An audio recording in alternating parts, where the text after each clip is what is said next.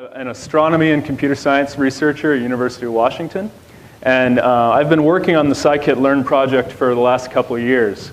And basically, Scikit-learn grew out of NumPy and SciPy. It's, the Scikit was this idea of kind of taking more specific scientific code packages and growing them out of SciPy and making them affiliated with SciPy, but in a way that could kind of be a little more dynamic and grow a little more quickly than SciPy. And Scikit-learn started a few years ago, and since then it's had a really active development team. It's pretty amazing to check that out. If you want to read more about it, you can go to the website, scikit-learn.org, and it should pop up there. Yeah, so there's a lot of interesting information here. There's example galleries, there is narrative documentation, there's documentation about everything in the package that we're going to be talking about today. So it's a really good resource. Check that out sometime. For this tutorial, hopefully you've already had a chance to go to my GitHub page where I have all this on here, and hopefully downloaded the notebooks. And everything here we're going to do is going to be run on IPython Notebook. So just really quick, I want to show you how to get this started. If you go to a terminal, I'm going to shut it down because I don't need it right now. If you go to a terminal, and let me make this bigger. So I'm in the directory of this sklearn PyCon 2013/notebooks. And in that directory, if you type IPython notebook, then that will start the notebook server if you've set everything up, and it'll pop up on a web page with this opening page. So does everyone have that set? Have that open? All right, good. So we can get started. Let's start by clicking on the first notebook, the preliminaries, and it should open up to a page that looks a little bit like this. Everyone's good? This is awesome to have so few technical problems. You guys are all really well prepared. Congratulations. So just a brief outline of what we're going to do today. This is an introduction to machine learning and to Scikit-learn. So there are two kind of main components of this tutorial. I want to give everybody here kind of a basic idea, a basic intro to the concepts of machine learning, so that the kind of thing that apply not only to Scikit-learn, but to any machine learning library or any machine learning, any scientific package you'd use out there. But also give you an introduction to how Scikit-learn can be used with those introductory concepts to do some interesting problems. And the problems, we're going to start very basic today and kind of move into more intricate examples. And just because of time constraints, we're not going to do anything really big. We're not going to do anything where you have to run the code for 5 minutes, because that would be 5 minutes of sitting and doing downtime. But all the small data sets that we're using today, all the small problems we do can be generalized to larger problems. So my hope is that by the end of today, you could go home and with the knowledge you pick up and with the ideas about how to use Scikit-learn, you can go to your own data sets and think about them as a machine learning practitioner. Think about them in a way that you could go and do some interesting things with your own data. So hopefully that will happen for you. And hopefully I can bring all of us to that place. So let's take a look at this, this introductory stuff. So essentially the schedule, I did this wrong. I assumed we were an afternoon tutorial, but we're a morning tutorial. So this is from 9 o'clock to about 10:30. We're going to be doing part one, which is kind of getting started. We're going to talk about loading and representing data, the basics of machine learning and the Scikit-learn syntax. And then we're going to go into a few simple examples of what we call supervised learning, and then into unsupervised learning. And we'll get into more of what those mean later on. There will be a short break from, again, this is wrong, so I'll do math in my head, 9:30, 10:30. We're going to do a short break from 10:30 until 10:30 until 11:50, and then we'll have another hour and a half session in the second half. And in the second half, we'll get into some of the really interesting stuff, which is how to validate and test models. So once you've put together a scikit-learn model, how do you tell how well you're doing with that? And how can you predict how well you're going to do on a new data set? And then if we have time towards the end, this might go a little long, but if we have time towards the end, we have a couple interesting examples from astronomy, from image classification, and from other things. So I purposely put more material in here than I think we can fit in 3 hours. And the reason is I want you guys to be able to take this and work on some more things at home if you have the chance. Okay, so we've already been through some of the preliminaries. This is just what is required for the tutorial, Python, several packages, and hopefully you have that all there. So just to make sure you have the right versions installed, we have this here. So if in IPython Notebook, the way that you run code is you go to the cell and you press Shift and then Enter. And if you press Shift Enter, it should execute this code and tell you what versions of NumPy, SciPy, Matplotlib, and Scikit-learn you have.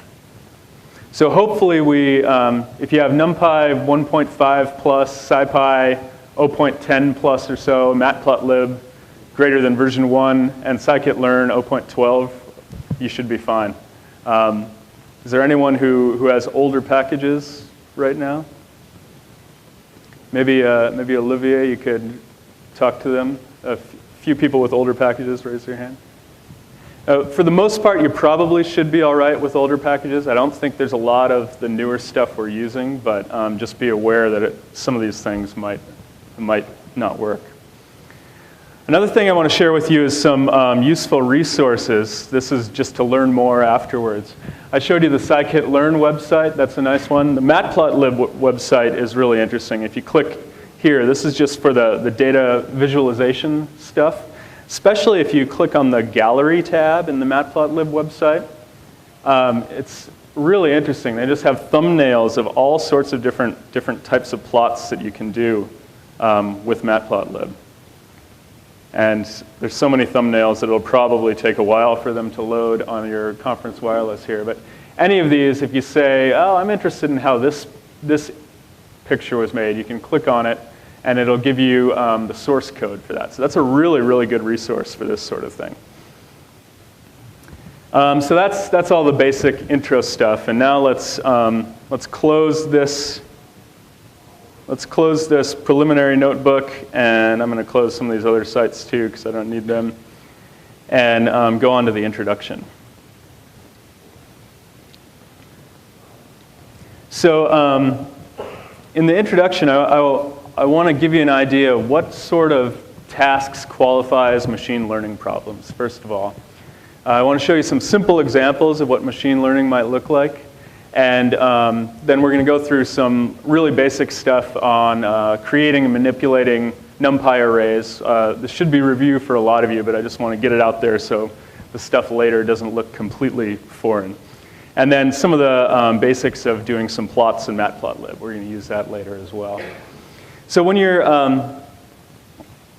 so let's start out by asking what is machine learning. So machine learning is essentially a way to create computer models that have tunable parameters. And those tunable parameters are tuned by looking at data. And then once you've tuned those parameters, you can look at other data and figure out what's going on.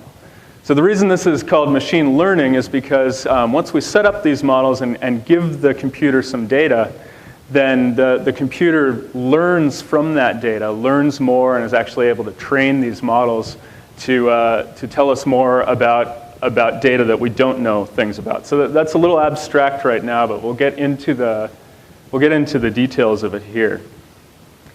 So first, when we're using IPython notebooks, one thing that's helpful is to do this pylab inline thing. That'll mean, when we execute that, that'll mean that all images that all figures that we plot will show up within the notebook. So you'll notice on almost every notebook we do, we'll start out with that somewhere. And I made a little example script of a machine learning problem here. So we're gonna import this function that I wrote, and it will do a quick learning problem and show the results. So these are the results right here, and let's see if I can zoom in and make it a little bigger. So this is an example of a really simple machine learning problem. So we have a two-dimensional data set with some labels. And we've said, this cluster of points has this label. This other cluster of points has another label. And we've asked Scikit-learn to find a boundary between these. So you might think to yourself, well, this is pretty simple. I could just plot this up and draw the boundary myself, right? But in 2 dimensions, it is simple. But as you start getting to very high dimensional data, up thousands of dimensions, hundreds of dimensions, this sort of thing gets pretty difficult to do by eye, by hand. But the machine learning tools scale up and can do this sort of thing in any number of dimensions. So why would I call this a learning thing? So basically, we've given Scikit-learn this data. It's learned this separator. And now if we had some new data, say if we added some points out here, and we wanted to know, are these blue points or are these red points? We don't have labels for them. Then the algorithm would be able to tell us whether those points fall in the blue category or the red category. So that's what machine learning comes down to. It's simple things like this. And this is an example of a classification problem where you have discrete labels for each of your data points. So the key here is that we can generalize based on data that we've seen, and from that generalization we can predict what categories new data falls in. So just in case you're curious, the script that plotted this is in the directory here, and you can type load to load it up. Use the load magic, and this is what we did. We basically made some data. We instantiated this classifier, the SGD classifier. We fit it, and then we plot the results and plot the prediction. So we'll get into more of how that works later. But just so you know, every figure that I have in here, the source code is available, so you can look through and see how it's done. Another common machine learning task is regression. So here's an example of regression, and you might have heard of regression in the context of just fitting a line to data. And that's essentially what regression is in the simplest case. We have data where we know the x and the y values, and we ask for a continuous model that given x, we can predict what y is. So again, this is an example of tuning the model. The model learns from the data. And then if we were given new data with some x values where we didn't know the y values, we'd be able to predict where on this line the data lies. So again, you might think this is pretty simple, right? You could plot up 2 dimensions and draw a line. You can do that by hand. But think about doing this with thousands of dimensions. If you have thousands of attributes and you're trying to predict, say, we'll see later, if you have several attributes about what a house looks like and you want to predict how much the house is going to sell for, it's a lot more complicated than just drawing a line through data, but the principles that apply here also apply in those higher dimensional cases. So any questions at this point? I don't want to just talk at you guys the whole time. Feel free to interrupt me if anything comes up that's confusing, or if there's anything you want more clarification on. So really quickly now, before we move into some more sophisticated examples of machine learning, I want to show you just a couple of the tools of the trade that we'll use within Python. And this is stuff that hopefully looks familiar to you. But if not, then you'll see what this looks like. So NumPy is our array library. And if we want to generate a random array, we can do something that looks like this. Random.random, and then the shape of the array here. And here we did a 3x5 array. We can also do arrays with more than 3 dimensions. We can basically make them as big as we want. And this is just a good way to generate random data if we need to try out a model and we don't really care what we're putting in. We just want to see that it works with the data. In NumPy, you can, let me go back to the 3x5 array here. You can access elements using this indexing notation. So the 0, 0 gets the 0th element there, the 0.43. And then we can get the first row, 0 index. So you can see that matches the second row from the top, which is, because we count 0, 1. Same thing, we can get the column by using the colon operator. And similarly, we can do the transpose using this x.t. So this is kind of the stuff that we'll use a lot of the time. And another thing that's often useful is turning a row vector into a column vector. And the way that we'll do that is by using this colon and new axis. So we're basically saying, take the whole row vector and put it in this dimension, and then add a new axis in this dimension, and you get a column vector out of that. So basic NumPy stuff. If you want to learn more about NumPy at some point, there's actually there's this website called scipylectures.github.com. It's really useful for doing any sort of stuff like this. And it has everything from getting started on Python all the way through creating and manipulating numerical data, plotting, and then I think there's even a scikit-learn tutorial somewhere down here. 3D plotting, yeah, here's the scikit-learn tutorial. So lots of good info there. scipy-lectures.github.com. So more good stuff to look at when you go home. So the other thing that we might use sometimes in scikit-learn is sparse matrices. And this is in the SciPy package. And what you can do is, if you create a sparse array, so here what we've done is we've created a 10 by 5 dense array. We've taken everything that's less than 0.7 and set it equal to 0. And when we do that, we get this sparse array that has a lot of zeros in it. Now this is not a very compact notation.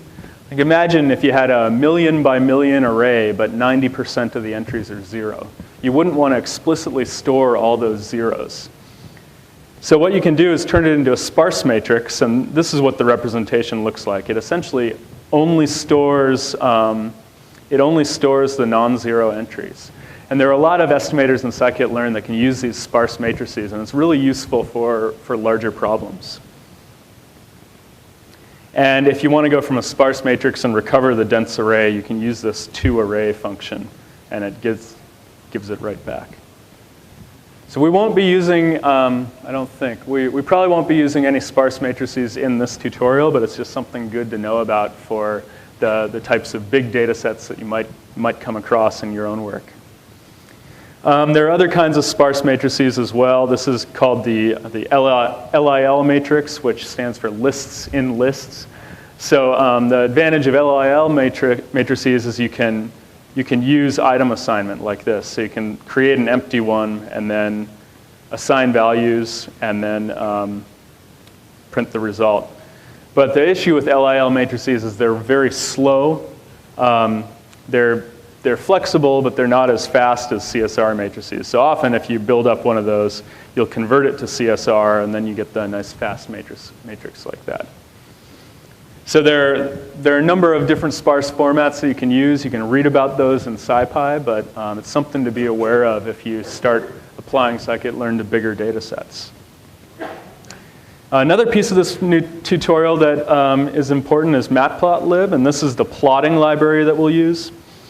So matplotlib we usually import like this. This is kind of a standard, matplotlib.pyplot as PLT. And you'll see that all over the Python universe online. People use that as kind of a custom. And plotting is pretty easy. So if we want to plot a sine wave, we use this linspace thing. So this says we're making 100 evenly spaced data points between 0 and 10.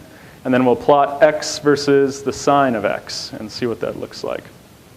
So we get a nice line out as we'd expect.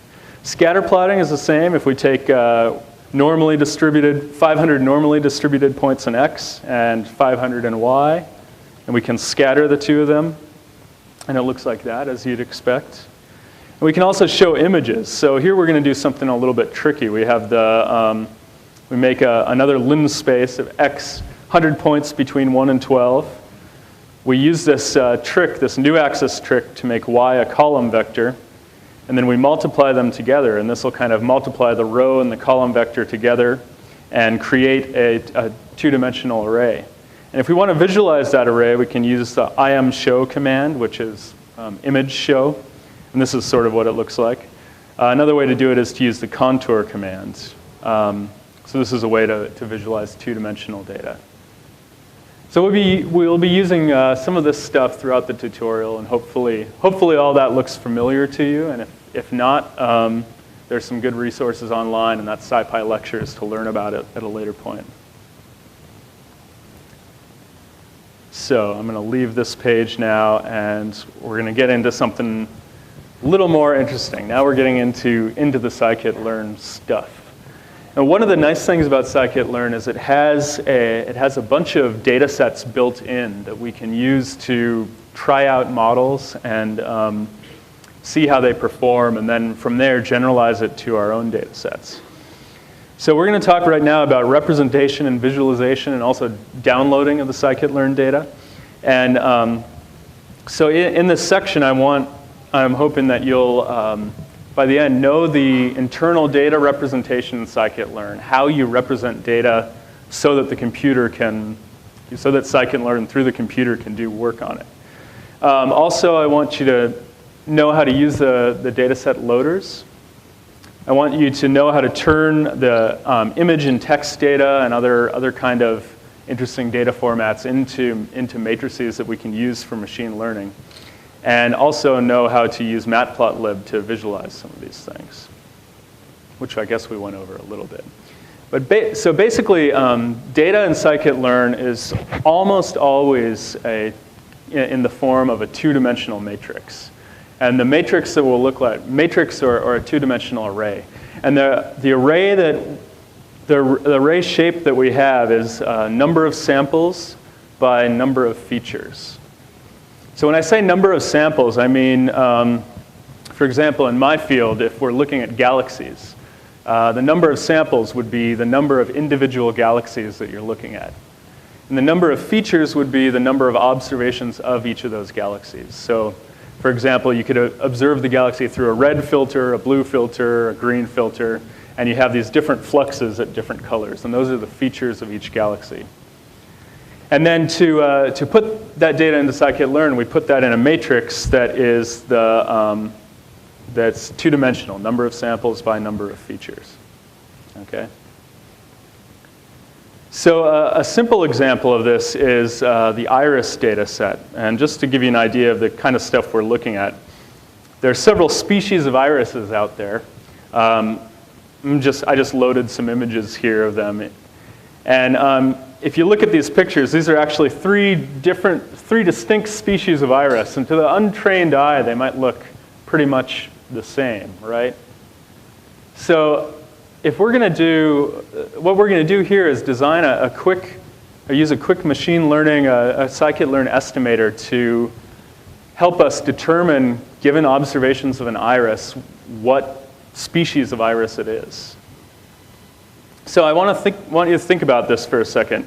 We need this 2D array of n samples by n features. So what, in this case, what does the n samples refer to? What are the samples? Yeah, the number of flowers that you've seen, right? And then a little more difficult question, what are the features here? What could you imagine the features being for this iris set that you're observing? No fair scrolling down. Someone said color. So lengths of the petals, yeah. You might, if you were trying to be really sophisticated, you might actually imagine the features being the pixels on this image, right? You could take the color or the intensity of each pixel on this image and feed it into an algorithm.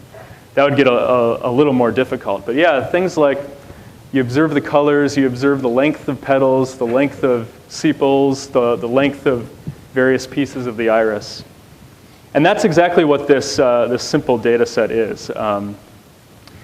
We have the features in this. We have the samples are the number of flowers that we're looking at. The features are the lengths and widths of various pieces of the flowers. And then there are labels, which are the species names. So let's take a look at this, how to get this in Scikit-learn. Scikit-learn has this datasets module, which is really, really interesting. You can peruse it later. But if we use the load iris function and load it like that, and then the thing that's returned is a bunch object. It's kind of a bunch of data all in one object. And if we click keys, we can see what's in there. We have target names, we have the data, the target, the description, and the feature names. So let's look at the data and see the shape. Again, we said that the shape is n samples by n features, right? So what we have here are 150 samples. We have 150 different flowers and 4 different features. And just looking at the first value here, we can see the features for this are just real numbers. They're lengths, I think, in centimeters. And now the target is what tells us what kind of iris this is. It tells us the species of iris. We can see that the target, as we'd expect, matches the number of samples. So for each sample, we have 1 target value. And just to take a look at this, we can print out what the target values are. And it's basically 0, 1, or 2. So to map those to the actual names, we have this array called target names, where it says it's 0 is Setosa. Let me scroll this up. 0 is Setosa, 1 is Versicolor, and 2 is Virginica. I'm going to toggle the header and make this a little bigger. So the data here is 4-dimensional. So if we had a way to plot 4-dimensional data, we could visualize the whole thing. But often we just need to look at 2 components at a time. So here I've set the x-index and the y-index. These are the 2 components we're going to visualize. Made a little formatter, and then we're going to scatter plot the data and make a color bar and label the axes. And this is what it looks like. Now you can see that with these first 2 features, it's kind of hard to distinguish between the irises, right? But take a second now, and there are 4 different features you can use. So try plotting some different combinations of features against each other and see if you can find some combinations that do separate the data pretty well. So for example, you could just change y-index to 2 and rerun this code. Then you have something that's a little better than the 0 and 1, right? If we do 2 and 2, it looks silly. So what you're doing right now is something, it's a process called feature selection. And this can be really important when you have high-dimensional data to select the features that are the most useful. In the case of 4-dimensional data, it's a simple exercise. But when you have larger data dimensions, it can be an interesting thing. And right now we're doing it manually, just by trial and error, but there are actually algorithms out there that help you do feature selection. So did anyone find a really good combination that helps distinguish the data pretty well? Which one? 2 and 3? Let's take a look at that. Yeah, that's pretty good. So 2 and 3, you can see that the blue are really well separated and the green and red are a little bit confused. So yeah, this is feature selection, and like I said, there are algorithms that do this automatically, but it just kind of gives you an intuition into what's going on in those algorithms. So just so you know, there's more than just the iris data set available. If you go down here and import the data sets and then do datasets.fetch, start typing fetch and then type tab, you can see all the different data sets that are fetchable. These are ones that are actually downloaded from a web service. So if all of you start fetching data right now, the network's going to die. But there are also these load data sets that can be loaded. These are ones that are included in the Scikit-learn distribution, and you can play around with them. And there's some interesting ones in there. All these data sets that are fetched and saved are saved to your home directory. So if you print this get data home thing, it'll tell you the directory on your computer where this data is saved. And I'm just going to list that right now so you can, oh yeah, that's the wrong one. I was doing this on another computer. So if I list that right now, you can see that I've I've downloaded a number of these data sets over the last couple months and used them. So that's the data fetchers in Scikit-learn. So those can be useful. Let's look at another data set example. And this one is a little more involved than the iris. The iris had 4 dimensions, and this is a data set that has 64 dimensions. So it gets a little more interesting in the visualization. This is a digits data set. So what we have is we have some observations of handwritten digits that we can use to try to basically do handwriting recognition. So we look at the keys. We have these images, data, target names, description, target, very similar to what we saw in the iris. But if we look at the shape of this, the digits data, the shape is 1797 by 64. So we have 1,700, almost 1,800 samples, and we have 64 values. And if we look at the values, it's a little bit difficult just from that to interpret what they might be. But there's also this images array right here. And the images array is 1797 by 8 by 8. And this is one quick little detail that I think is kind of interesting. That it seems to have 2 copies of this data here, but really the data is not copied because that would be kind of inefficient. If you reshape the digits data or the images data to the size of the digits data, you can see that it's all equal. So it's kind of showing the same data set. But it's also actually pointing to the same memory. So you can get into the guts of the NumPy array interface. And what we have here with these long integers here is actually a memory location where this array is stored. And you can see that the memory location of that array for the 2 is the same. So anyway, it's not super important, but it means that the data is not being copied in 2 places. It's the same data pointed to by the 2 arrays. But let's quickly visualize this data. So what we're going to do here is set up a figure, and we're going to adjust the subplots, basically kind of line up the subplots in the figure. And then we're going to go through 64 different digits. We're going to add a subplot on an 8 by 8 grid. And then we're going to use that IMShow command, the showing the image. We're going to show the digits image and then label it. So let's see what comes out here. This takes a little bit to run because it has to render a lot of pixels. But this is what the data set looks like. So you can see we have basically handwritten digits. We have 8 by 8 pixel grid pictures of them, and we can visualize them like that. So now the interesting thing here that sometimes it's hard to wrap your mind around is that this is 2-dimensional data, right? 8 by 8. But when we put it into Scikit-learn, we want that 2-dimensional data to kind of be stretched out into a 1-dimensional array per image.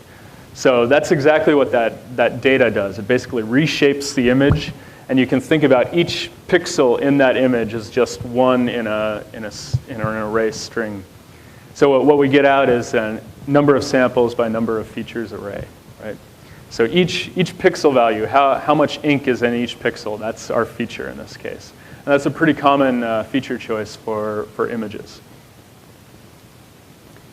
So really quick, to give you an idea of what it's like to work with this data, I want you to try something on the faces data set. So this is a fetch operation. It fetches, I think, about 1.7 megabytes worth of data. So if you haven't already run the download script and downloaded this, it might take a little bit.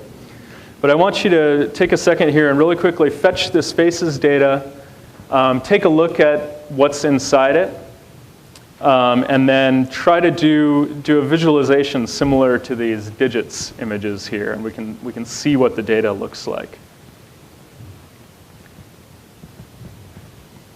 And while you're doing that, I'll walk around. So raise your hand if you have any questions on that. It'll take about 5 minutes for this.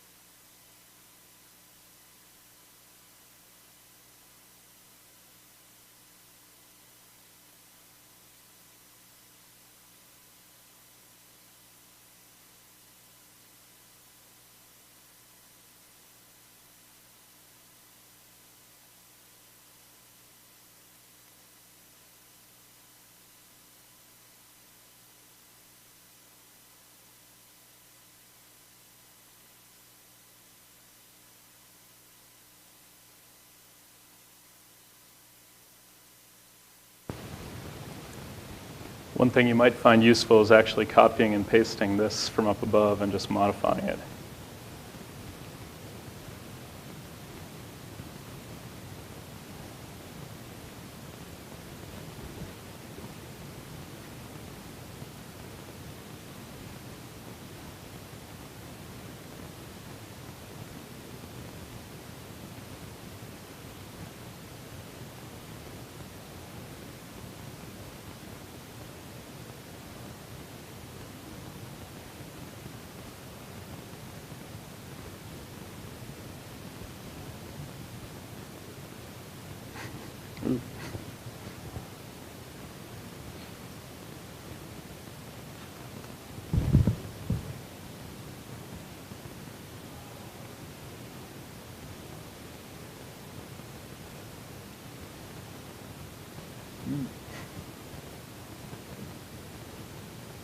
You can feel free to chat with the person next to you if you need a little help with this or want to offer some help.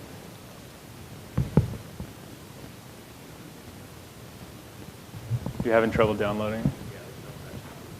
No fetch. Well, since a few people are having trouble with the fetch, I'll quickly just show you how I imagine going through this.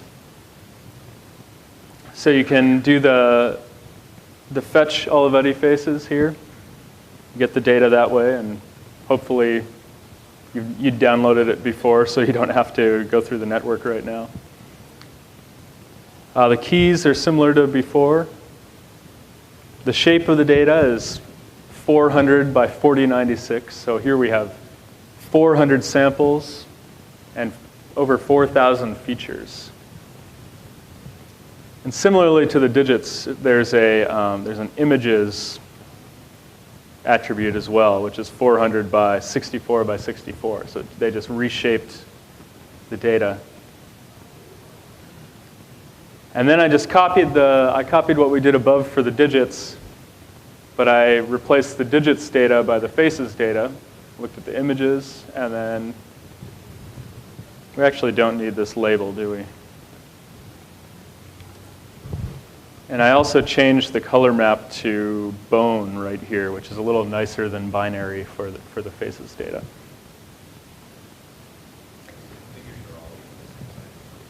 Sorry? How did you know the figures are going to be the same size?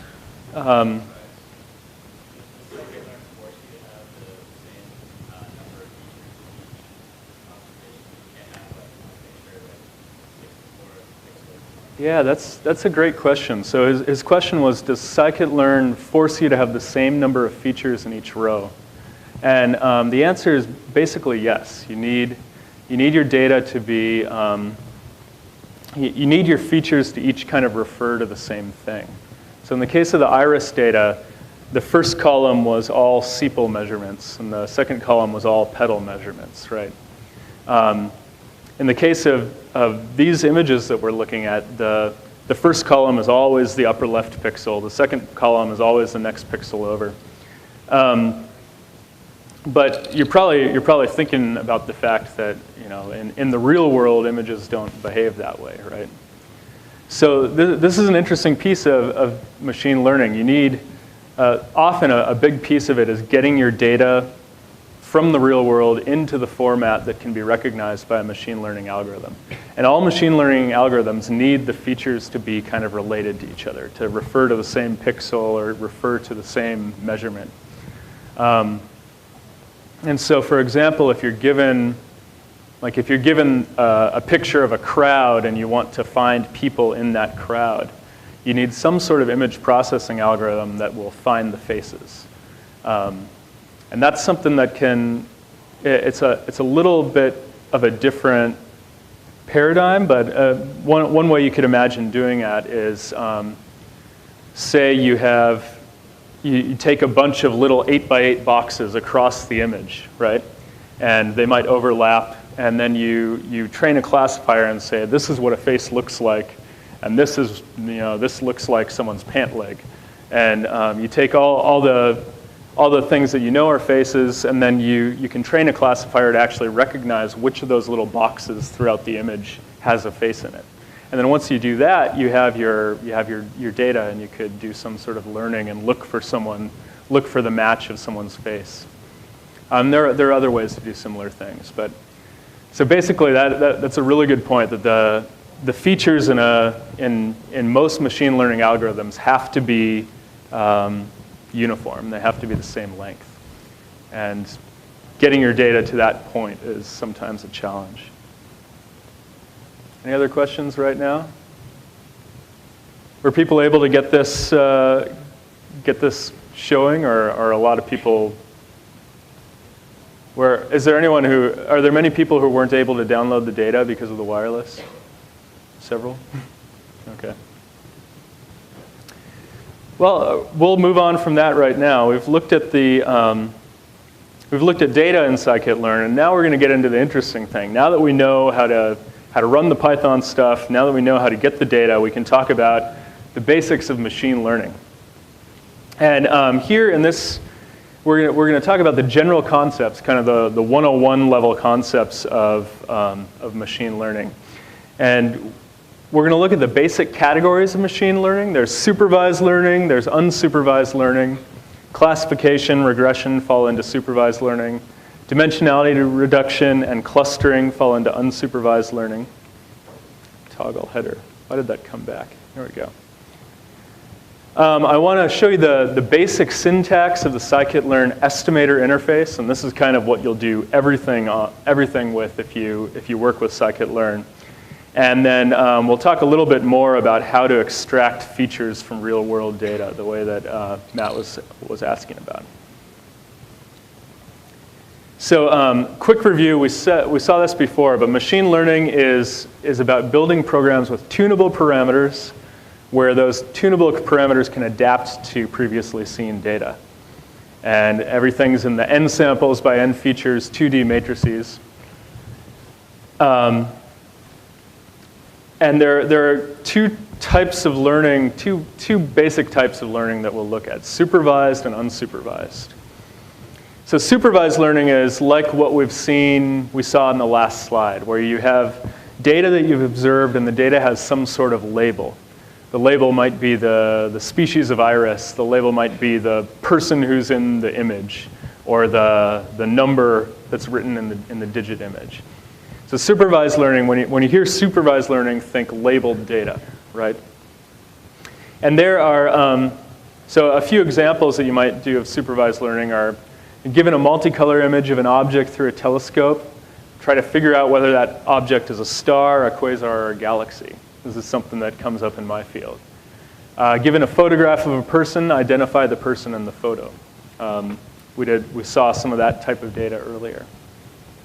And then recommender systems. Given a list of movies a person has watched, recommend a list of other movies they might like.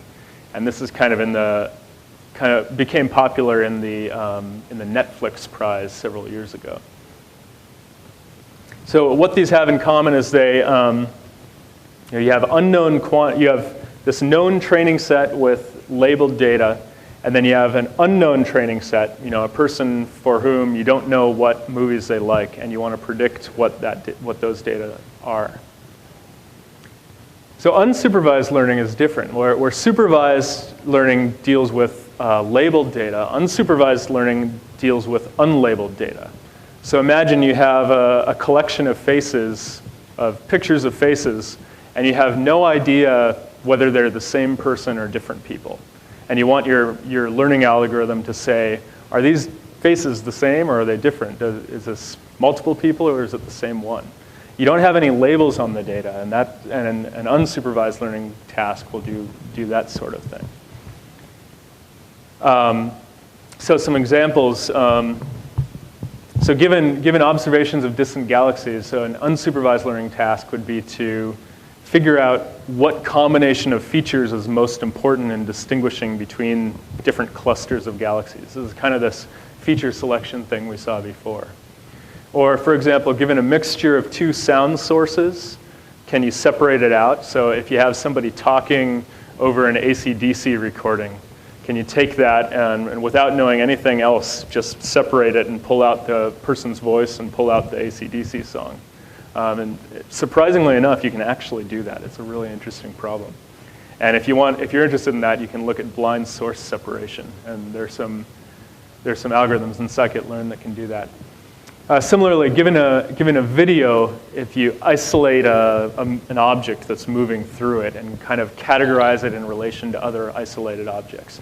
What these all have in common is that there's no labels on the data. You don't know what you're trying to predict.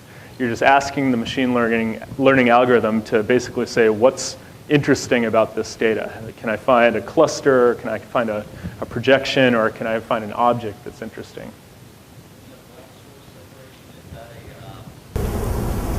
Is that like known? Use it, or is that just easy? Yeah, that's just unknown. So he asked it in the blind source separation, does it have to be a known thing that you're separating out?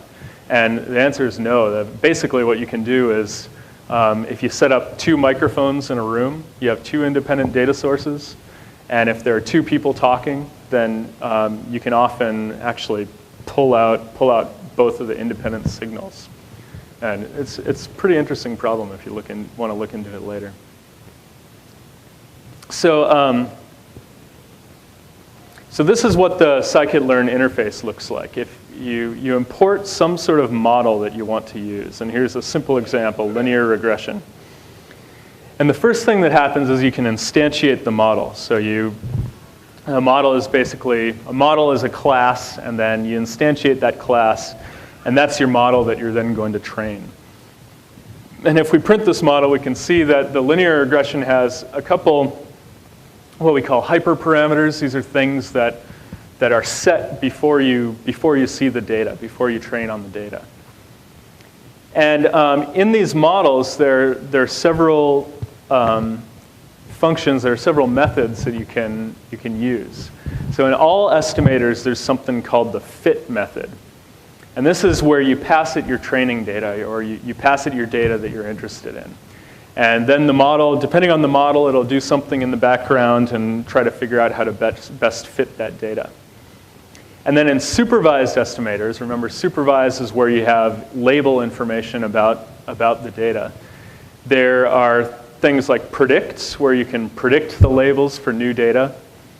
There's predict probability, shortened to proba for some reason. And that's where you can predict kind of probabilistic information about new data. And then there's something called score in many estimators, which gives you a 0 to 1 score of how well you've predicted your new data. In unsupervised estimators, there's something called transform that we'll go into that a little bit later. Transform and fit transform and how those are used. So just to visualize this a little more, I made some figures of some diagrams. These were actually adapted from something Olivier put together. And these are some diagrams of kind of the flow of what machine learning looks like. So a supervised model, you have this training data on the top left, the text or documents or images. And then you have to somehow turn that into feature vectors, like we were talking about, somehow find uniform features within those. And then you also have the labels. And from these, you train your machine learning algorithm. That's that model that we created. And we call the fit method on it to create that. And then given some new text or document, you generate the feature vector that matches those other ones. You put that together into this predictive model, and then you get out your expected label. So that's kind of the flow of a supervised machine learning problem. If we scroll down a little bit more, we can annotate this, and basically we see that these are the Scikit-learn functions that we'd kind of call to turn raw data into features. There are some vectorizer classes that work for text. They sometimes do some more sophisticated stuff to kind of mangle your data into the form you want it. Then you call fit to create the model, and then call predict to get the new label. In the unsupervised learning model, if we run this right here, you'll see the difference is that we've taken out the labels completely, right? We don't have any information about labels. So we vectorize the training data, we put it through an algorithm, and we get some sort of model out there that predicts the clustering or predicts the relationship between the data. And then when we put new data in, and through the model, it'll tell us about the likelihood of the data, or the cluster ID, or the low-dimensional representation of the data, or anything like that. Unsupervised learning is a little more wishy-washy. It's hard to exactly define what you want to get out of it, and depending on what sort of learning methods you use, you might have different goals. Supervised learning, you're pretty much always looking for some sort of expected label prediction. Does that all make sense? Anything unclear there? Yeah. You're going to cover this later, you can stop me, but it looks like on the fit you pass in all of your training data. Do you iteratively pass in data, like to get more labels later on? Yeah, the question was in the fit here, it looks like we're passing in all our training data, and he was asking if there's a way to iteratively pass in more data. And the answer is yes. In some models, it's called online learning, where you can you can pass in more data as time goes on and maybe iteratively update your model. And there's some models that works really well on, and some that it doesn't work so well on. Scikit-learn, for the most part, right now doesn't have much of an interface for online learning. That's one of the API enhancements that we want to work on in the next couple of years. But it's definitely out there. Yeah. Other questions? All right, let's move on to see some examples of this. Oh, again, if you want to see the code for how we generated these flowcharts, it's just you can load it in here, and it's basically just a whole bunch of rectangles and circles and polygons and fancy arrows all put in the right place to make those. So not quite as easy as doing it in PowerPoint or something, but I think it's cool. Anyway. So returning to feature extraction, actually we talked about a lot of this, just how you need to basically take your real world data and get it into labels where each feature refers to the same type of thing. One thing that's interesting is categorical features. Let's say you added to the iris data set the color of the flower, and you knew the flower was red, blue, or purple. You might think a good way to do that would be to add a feature that corresponds to color, and maybe red would be 0, and blue would be 1, and purple would be 2. But it turns out that's not very good, because most learning algorithms tend to assume that features kind of are in an ordered set. So a distance is a good example, or a length of a petal. It's kind of related along a line. It's ordered, right? But these colors are not necessarily ordered, or you can think about it in rainbow order. But if you had other categorical features that weren't necessarily ordered, it's not a good way to go. So one way you can do it is to actually make a feature for each categorical value. So you might have a feature that's purple, and it's 1 or 0, true or false. Blue, 1 or 0. Red, 1 or 0.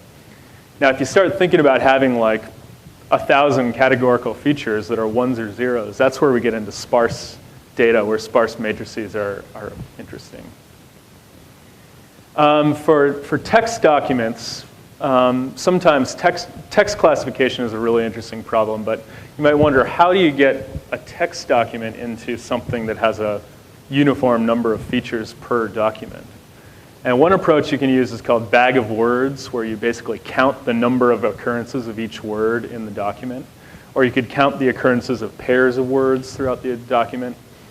And basically, it takes some thought to figure out how to set up your features, but you can do it with almost anything. And like we were saying with images, if you have non-uniform images, you have to basically figure out how to rescale them, or figure out how to extract local features or transform the signal or use wavelets, things like that. There are all sorts of approaches to that.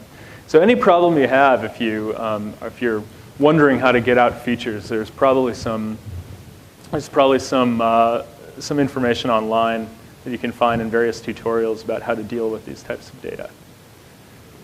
So just remember, everything you have, it needs to be down to a number of features, number of samples by number of features matrix. And then you can go ahead and do scikit-learn, do machine learning on it. So in the next couple of notebooks, we're going to explore a few simple examples of classification, of regression, of dimensionality reduction, and clustering on some of these data sets and some other ones. And all this preliminary stuff that we've been working on for the last 45 minutes or so, we'll be able to use that now. So let's move on to number 4. So this is a regression example. And I think regression is really, really interesting because it's it's the main type of machine learning that I use in my research. I'm looking at a lot of astronomical images and trying to figure out things like galaxy masses or distances to galaxies or things like that. So what we're going to use here is something I alluded to earlier, which is housing data. So through this, I'm hoping that you'll know how to use, basically instantiate a scikit-learn regressor, how to use the fit method, how to use the predict method, and learn from it. So the first thing we're going to do, we're going to load this Boston data set. And this is basically, this is a bunch of data from the early 80s on neighborhoods in Boston. And there are attributes of each neighborhood. Let's run this down here. Yeah, there are attributes of each neighborhood, basically the per capita crime rate, you can read all this, nitric oxide concentration, distance to employment centers, accessibility to highways, and then the target value is the median price and that home price in that neighborhood. So the idea is here we could wonder if, given these attributes of these neighborhoods, could we predict what we'd expect the home price to be in a new neighborhood? And you can see where this could be interesting for realtors and those sorts of things. So one thing that's often interesting to do when you're confronted with a new data set is just to visualize the data. So here we're going to do a histogram with the hist function of the target value, which is the prices. And we see this histogram right here. And now it's clear that this was taken in the 80s because this median home price in Boston is $20,000, which is a little different than today, I think. I mean, I'm not in the real estate market over there, but.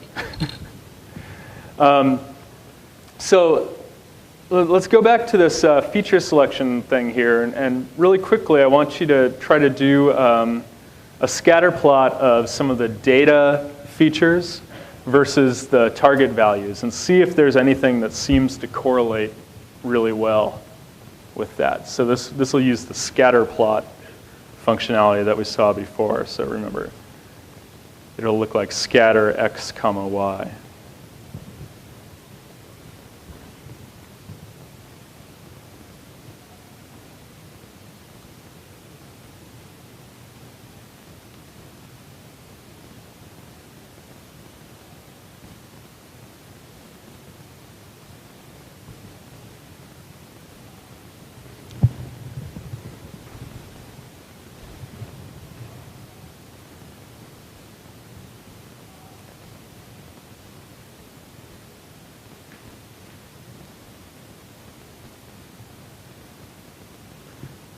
So we have a lot of different features here that we can play with.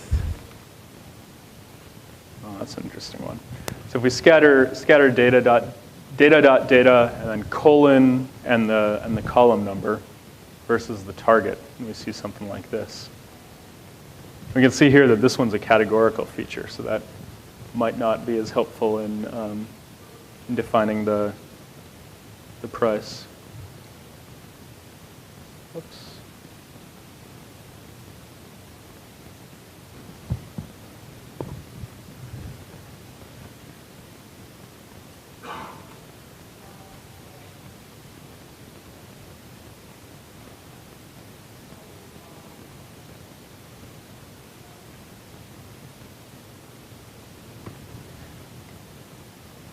So I found that, looking here, just the fifth column, column 5, tends to correlate pretty well with the target values, with the price. And if you look at what the feature name is on this is RM, which, checking above, we can see that that's the number of rooms in the house. So that makes sense, right? Bigger houses go for more money. So again, this is a feature selection thing like we've seen before. But we can, now what we can do is look at a simple linear regression model to try to predict the price of a new house. So from what we're going to do is import the linear regression classifier here. We're going to instantiate it. So we have an object of type of the linear regression class. And then we'll call the fit value on the data and on the target. So the first thing that's passed here is the matrix of attributes. And the second is the labels. And we'll fit that, and we see that we got something out. And now we can say, based on our model, let's see what our model predicts for our data, right? And now this is just a way to kind of visualize and see how a regression algorithm is doing. We're going to scatter the target data, the true values, versus these predicted values. And what we get out is something that looks like this. So we can see that the classifier does fairly well. I mean, it's at least correlated, the input and the output. And it'd be an interesting question to see if you could do better with a more sophisticated classifier. One thing about this is you can see on the high end, the predictions are biased low, right? And that might be a problem with or it probably is a problem with the model. The model's not able to capture that kind of turnover in the relationship between the features and the values. And I think if I were interpreting this, that it might be due to the fact that, like, once you get up to really expensive houses, it's kind of hard to predict, right? Because it's based on neighborhood, it's based on the size of them, it might be based on the schools that are in the neighborhood or things like that. And maybe it turns up and goes nonlinear a little bit. So we just used here a linear regression model. A more sophisticated model that we could use is something called a decision tree. And I won't go into the details of how decision trees work. You can read about that online. But the nice thing about Scikit-learn is that once you know the syntax, you can try out any of these models and just see what comes out, right? So it's always a good idea to learn a little bit about what's going on in the background, especially for setting the options on these. But and I take a look at how we did that linear regression above, and try using this decision tree regressor to do the same thing. And let's see what comes out. And feel free to raise your hand if you're having any problems or need some help.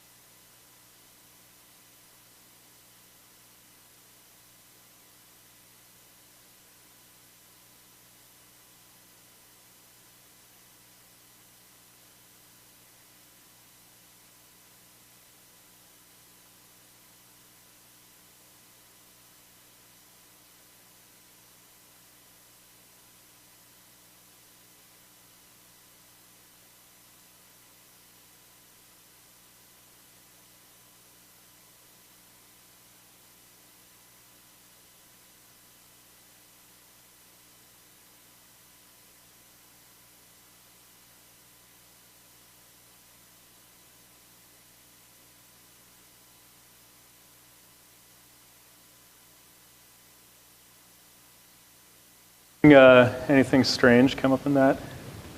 Did anyone get that to run? Yeah, let me, this is my, my solution here. What did I do wrong? I forgot to import it. Yeah, so if you run this the same way we did before, you see that it's a perfect result, right?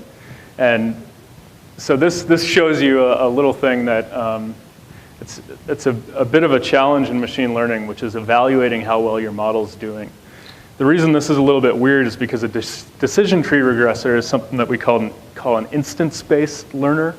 So it basically stores kind of a library of all the training results.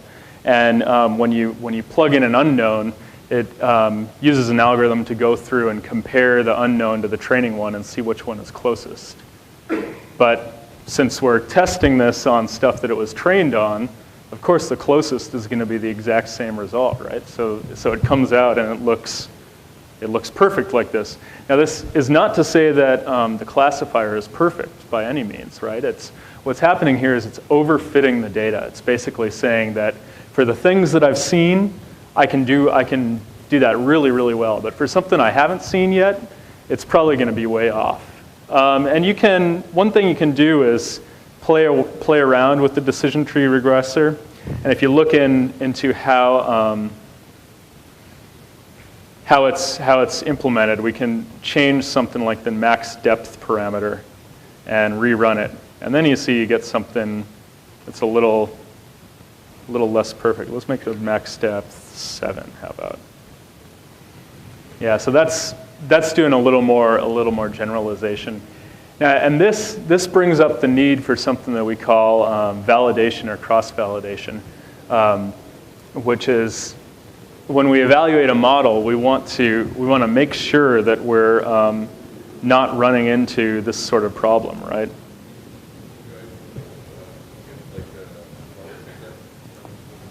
Yeah, his question was, can we just give it a partial set from the data? And that's exactly what we'll do a little bit later. Essentially what we do is we train the model on part of the data and then evaluate the model on the rest of the data. And that gives us a better idea of how it would perform in reality. Yeah.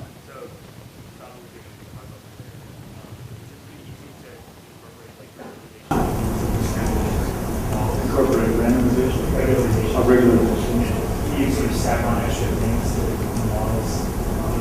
Yeah, so his question was, is it easy to incorporate regularization or additional features, that sort of thing into the models? And the answer is for some models, yes, it is. We're not going to talk specifically about that in this tutorial, but on the documentation online on Scikit-learn, you can learn about regularization, additional features, and things like that. And that's one way that you address some of this sort of thing. But yeah, so this is just to highlight the importance of doing good model validation, because if you were running this for your employer and you said, I can perfectly predict real estate prices now, you'd be lying because you can't. All right, so later in this tutorial, we'll get back to decision trees and kind of using some model evaluation techniques on them to figure out how we can do better. But for now, let's close this one, and we're going to move on to a classification example.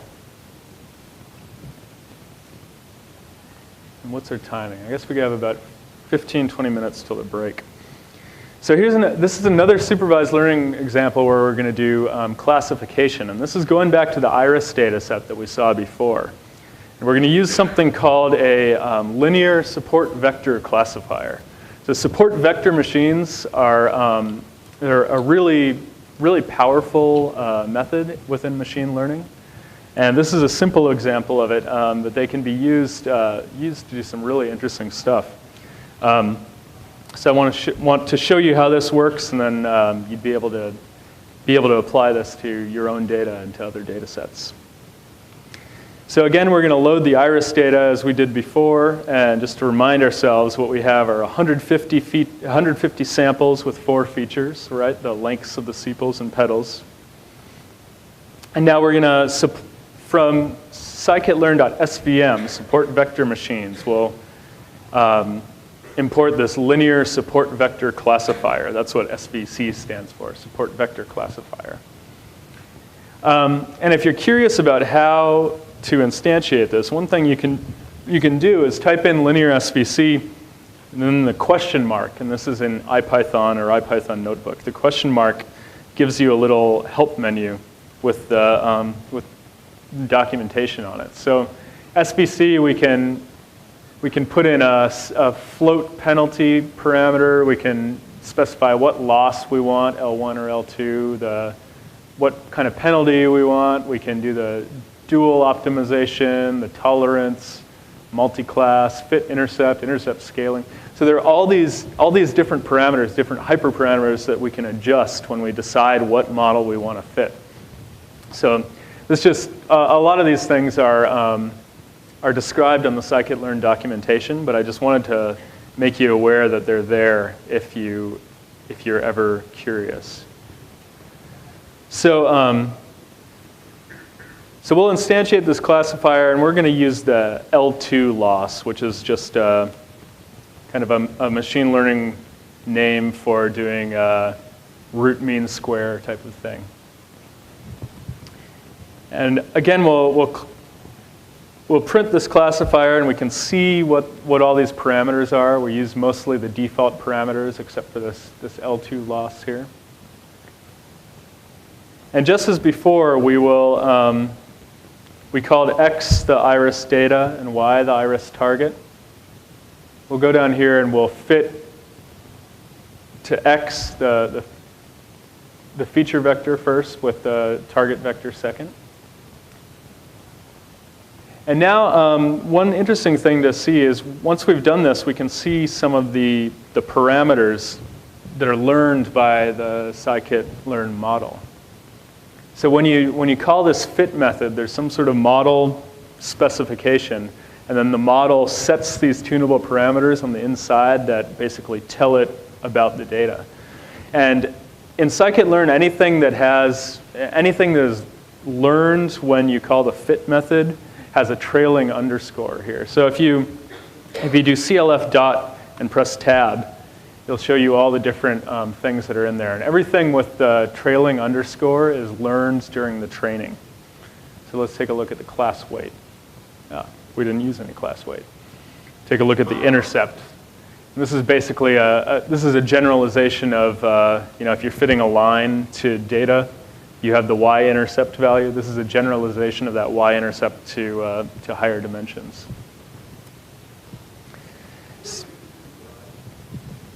So if you're working with a very large data set and you have to do this fit and the model generated these parameters, would there be a way to either export the model so that you didn't have to add a little data set or share with somebody else? And use the parameters so that we can instantiate the model with those parameters or not have to do with that? Yeah, he was asking if you fit a model and you want to share it with somebody else, is there a good way to share that? If the other person knows exactly what the model is, if it's a typical support vector machine, you might be able to give them the parameters. But the easiest way to do that in Scikit-learn is to use the pickle module, because pretty much I think without any exceptions, there might be one or two exceptions. I think every model in Scikit-learn can be pickled. So you do something like import cpickle. There we go. This is always dangerous doing something in real time, right? So, and we're going to do cpickle.dump s. Oh, I know why I did that. I need to. So I'm importing it, and the reason I ran that is because I want to use the tab completion, so it has to be imported already. Yeah, dump s. So this is going to dump the model to a string, and then you put the CLF in there. And now we've pickled this, and you could give this string, which looks like that. You could give this string to somebody else, and they could say, well, I want to CLF equals cpickle dot load s, We'll take that string, and hopefully it worked, yeah? Let's see if it worked. So we want to do clf.predict, and we'll just give it a 0, 1, 2, 3. So this is just, I just made up a feature here, and we'll see if it can predict. Yeah, so it predicted that this is the number 2 classification. So pretty much any model you do, you can do that. So you train it, you dump it to a pickle, either to a file or a string, and you can come back to it later. Yeah. Other questions? Yeah. Another way you can just take like string coefficients across the machine learning and load a new model and insert that into the model. Yeah, that's he asked if you could just take that string of coefficients and just insert it into the model. That's a little more dangerous to do. It might work in some cases and it might not. Some models do some things in the background to like set flags that they've been fit, that sort of thing. So I wouldn't recommend that, but you could, if you really want to start hacking at it, you could probably do that as well.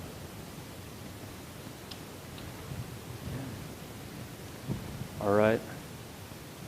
So we've gone through this how to do classification, how to set up a classifier, and just to give you some examples to get your brain spinning a little bit on what sort of classification tasks you can do. You might think about email classification, labeling it as spam, as normal mail, priority mail. That would involve pulling out some feature vectors of the email, like bag of words type of things. You might think about doing language identification, labeling a document as English or French. Categorization of news articles, analyzing customer feedback, face verification, things like that. So these are the type of interesting classification problems that you can do with Scikit-learn.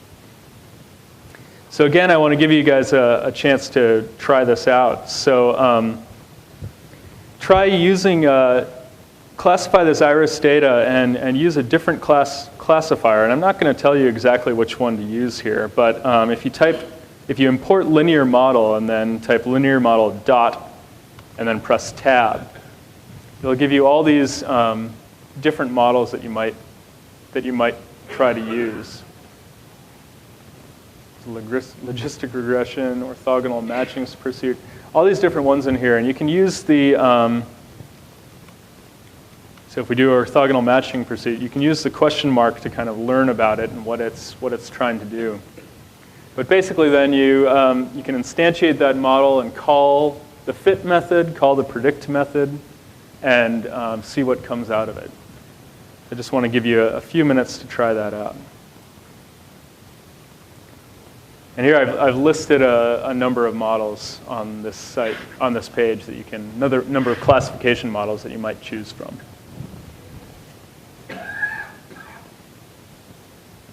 Yeah. So,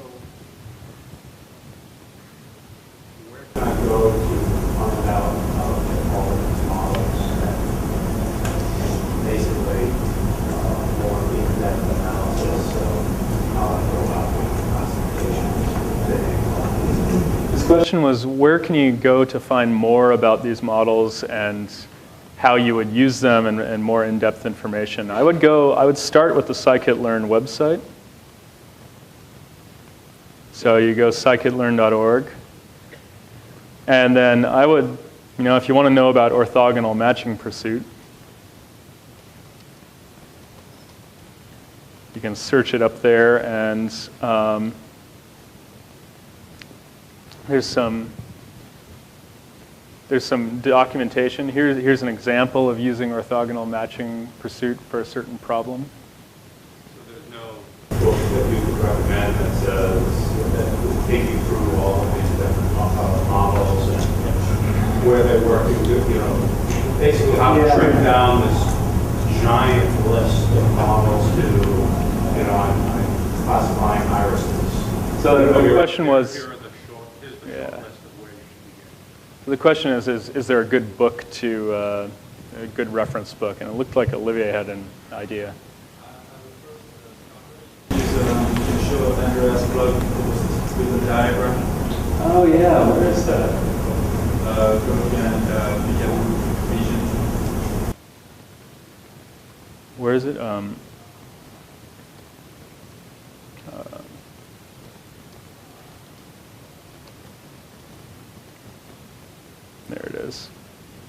So, yeah, so Andreas is one of the main developers of Scikit-learn. He put together this flow chart that kind of shows you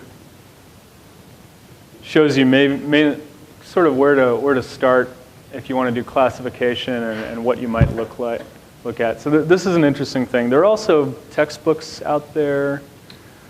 I don't know exactly which ones to recommend. You know, the problem is machine learning is a field where people do their doctorates, right? So getting a basic introduction is kind of hard. You just kind of got to go out there and try things and gain the intuition about it. I see a comment back there. There's an O'Reilly book called Machine Learning for Hackers that is entirely based in R, but is very accessible. Okay. You mentioned the book Machine Learning for Hackers by O'Reilly Press.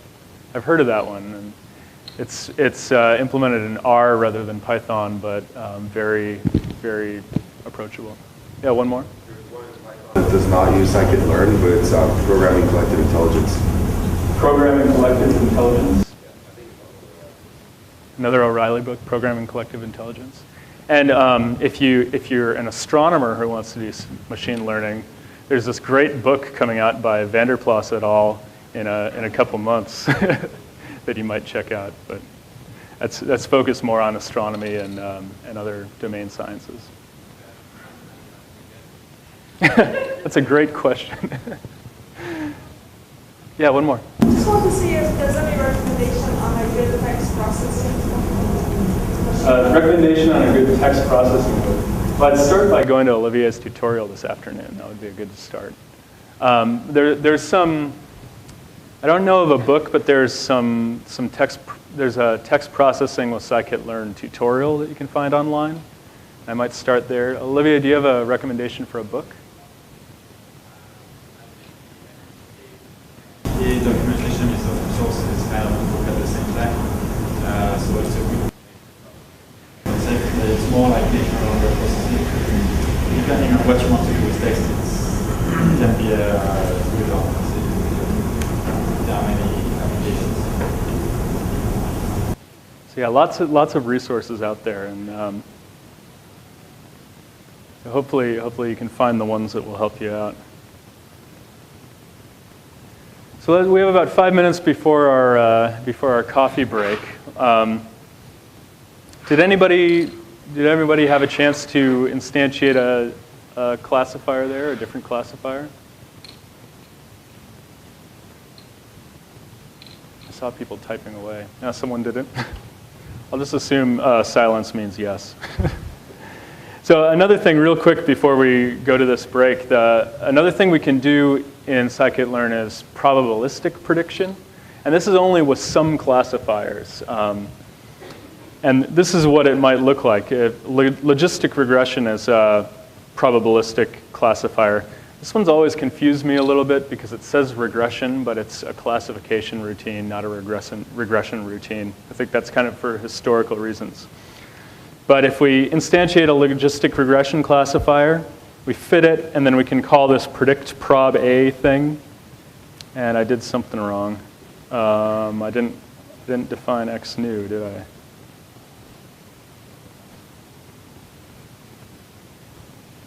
Where did I make x new happen? Oh well. I will just make up an x new. 0, 1, 2, 3. So this is a very strange iris where the sepal length is 0. We'll see what it says about that. So this says among those three classification schemes, this iris is probably the third. It's 96% probability of being the third species, and 2% and less than 2% of being the first two. And again, if we call predict on this, basically it just gives us the value where the maximum probability is. So just before we go to break, let's look at evaluating the model, and this will kind of be a teaser for what comes next. If we look at if we use the prediction and predict the labels for our training data here, And what we can do is say, check if the model, if the prediction equals what the true value is. And we see that in the case of probably about 95% of them, they're true, right? They match. But this has the same problem that we saw before, where we're basically evaluating the model on the data it was trained on. So for brand new data, for irises that this model hasn't seen before, we probably wouldn't expect it to be this good. And that'll come out in our cross-validation section that we do a little bit later. So it's 10:30 right now. We're going to take about a 20-minute break. You can go out and grab coffee and stuff like that, and come back ready to go around 10:50. And we will talk about model validation, cross-validation, and some more interesting machine learning things. So thanks. Hopefully you managed to grab some coffee and some juice in that gigantic line that was out there. But we're going to continue on with this. And just to give you a bit of a roadmap of the second part of this talk. Let me get back to my notebooks. So we have a little bit on unsupervised learning now. Some examples, kind of the same sort of thing that we saw with the classification and regression at the end of the last half, or at the first half. And then we're going to go into what I think is kind of the core of this tutorial, which is the validation and testing part, kind of saying how do you know how well your models are doing. And then towards the end, there's this number 10 and 11 that kind of have a more heavy exercise component. And I want to get to those exercises. So I think for this clustering and dimensionality, I'm kind of going to go quickly through them. So if I'm going too quickly, let me know, raise your hand and tell me to slow down. But I want to go through the information on number 7 and 8, but I think the 9, 10, and 11 are the really useful and really interesting parts of this tutorial. So we're gonna try to speed through to get to those, okay? So let's click on number 7, and this is a clustering example. So here we're going to look at an algorithm called k-means for clustering. And the idea with clustering is that you're given data and you don't have any labels about them, but you want to figure out which data are like other pieces of data out there. So for example, if you looked at a bunch of irises that were out in the field and if you're not a botanist and you don't know anything about them, but you measure all these features and you want to figure out which ones are similar to others. This is an unsupervised problem, and this is a problem where clustering is interesting. So did I skip one? Yeah, I did. I skipped 6. So we'll get to clustering in a second. Remember all that I just said and bring that back into your mind in about 10 minutes. First, we're going to do dimensionality reduction. So this is another unsupervised learning thing where essentially we had 4-dimensional data here, and if we had a way to do a 4-dimensional scatter plot that we could comprehend in our small human minds, that would be nice. But we can't really think in 4 dimensions. So in order to visualize data, often it's nice to be able to reduce that dimension in some way and plot the data so that we can see what's going on. And dimensionality reduction is an example of an unsupervised learning algorithm. So we're going to look at the iris data again. So we'll load the iris data set as we did before. And now we're going to use something called principal component analysis. And if you think back to when we first looked at the iris data, we were doing something like plotting the first feature versus the second feature, plotting the second versus the third, and just seeing what that looked like. PCA kind of takes that to another level. What it does is it looks for linear combinations of the features. So you say, we're going to take 0.4 times the first feature plus 0.6 times the second feature and call that one axis. And then the other one would be 0.7 times the third feature plus 0.2 times the first feature. You get the idea. You take these combinations where you're adding the features together and with some weights and plotting those. And what PCA does is it looks for combinations of features where the data has the largest variance. So variance means it's most spread out in space. And it's fairly easy to use here. If we can import PCA, we train the model as we did before. We're going to say we want 2 components, and we're going to whiten the data, which just means kind of like normalize the dimensions and make sure they're all the same.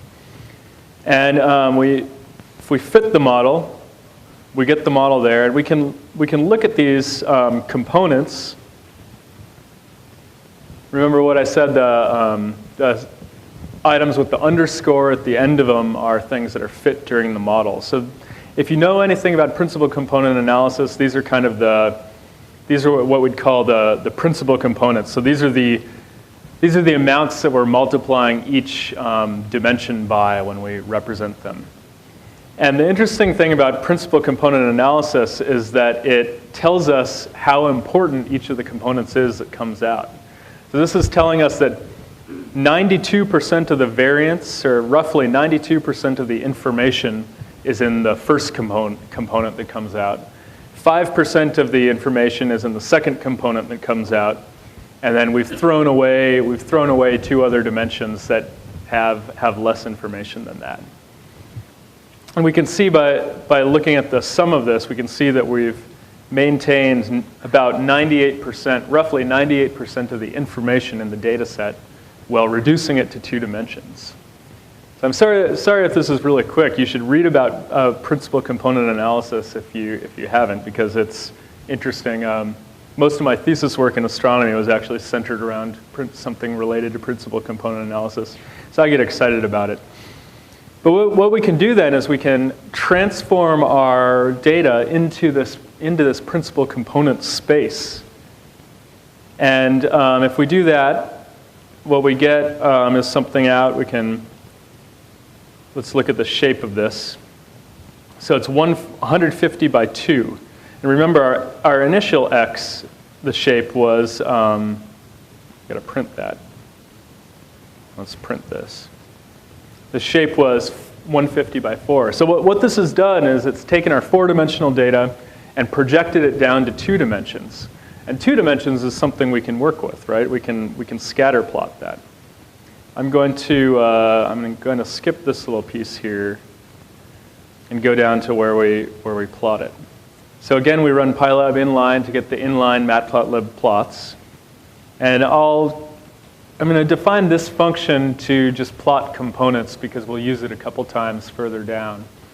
But essentially all this does is that it goes through all the labels, and then for each label, scatter plots the data with a different color. So if we plot this now, this is what it looks like. So the colors here are the species of iris. And remember, we've taken the 4-dimensional data and we've projected it down to 2 dimensions in an unsupervised way. So that means this algorithm that did the projection knows nothing about these data colors. It knows nothing about the labels. It's just basically saying what's the most interesting set of dimensions. And the cool thing about this is that you can see that even though it's unsupervised, it doesn't know anything about the labels, it does a pretty good job separating out those labels. Like basically this first axis, the x-axis, is pretty close to what you'd want to look at if you were just looking at a single dimension that would help you distinguish between all the data, right? So this is an example of an unsupervised learning method. Remember, it knows nothing about the labels. We're just taking the data and saying, what can we learn about the data from the data itself? And we project it down to lower dimensions here. So just a quick list of some other dimensionality reduction techniques that can be used. The PCA, the randomized PCA, sparse PCA. There's several variants of all these things.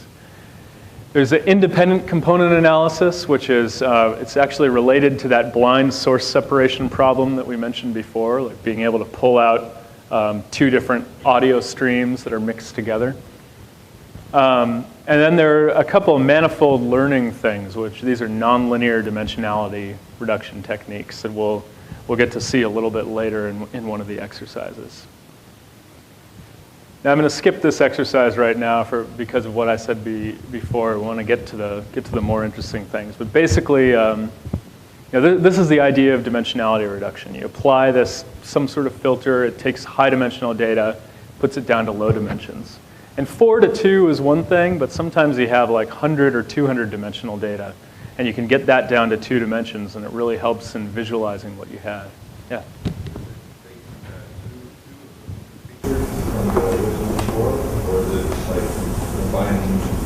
Yes, is it taking 2 of the features from the original 4, or is it combining them? And I went through that really fast, but it's basically combining them. It's asking, if you imagine, the way to think about it, if you think about you have a collection of points in 3 dimensions, you can rotate them and figure out which viewpoint in that rotation gives you the best view.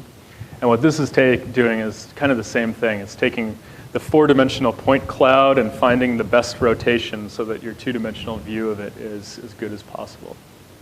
And after you've got your PCA, how can you get back kind of what weights to assign to each dimension? Yes. Once you have your PCA, how do you figure out what weights are assigned to each dimension? And that's what this components vector is right here. So this is saying that the first component on the scatter plot is 0.17 times the first feature plus minus 0.04 times the second feature, et cetera. So that'll tell you a little bit about it. It's a little more complicated than that because there's some normalization that goes on, but that's essentially what it is. So we'll have a chance, like I said, a little later to explore dimensionality reduction in a bit more depth.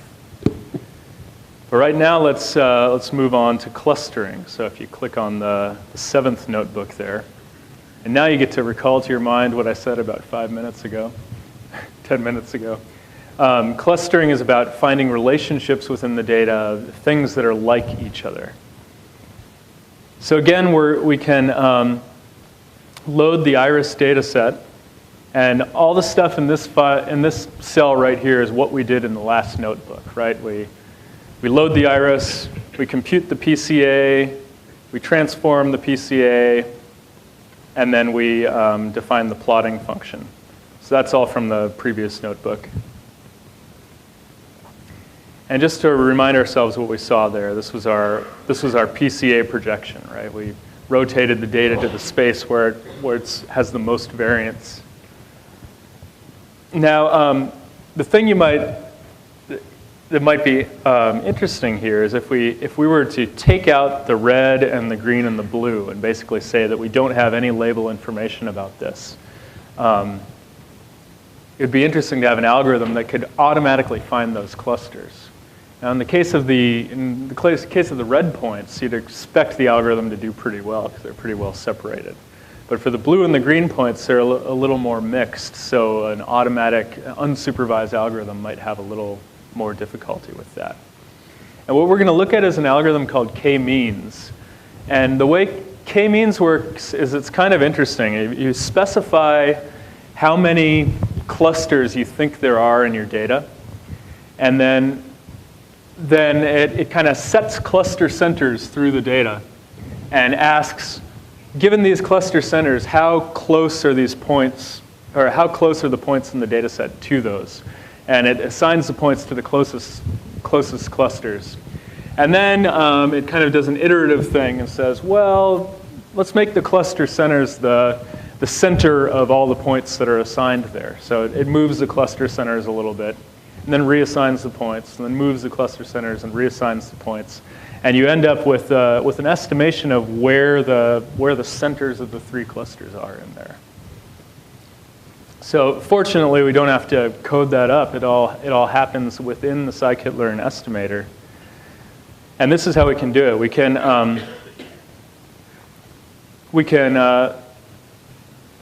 import k-means, and then because k-means involves a random initialization, we're going to use this random state object to give us a random number generator that'll be repeatable. And this should all start to look really familiar, right? We take the estimator, we instantiate it with some metadata here, or some hyperparameters, the number of clusters that we want. and then we call the fit method on it.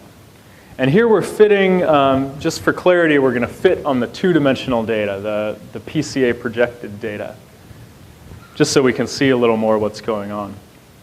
So we get out the k-means, and then as before, we have these attributes that come out with the trailing underscore.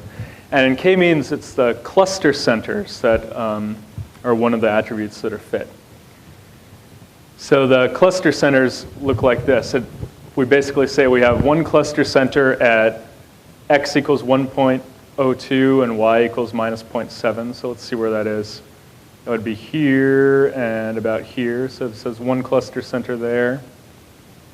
Another cluster center at minus 1.29, minus 0.44. So that would be right about here, right? So that cluster found the red points. And again, and we can show the labels of the k-means classifier too. It basically says which cluster each point belongs to. So now if we use this information, we can plot the k-means labels and the true labels. And let me change the view here so we can get these on the same plot, the same screen.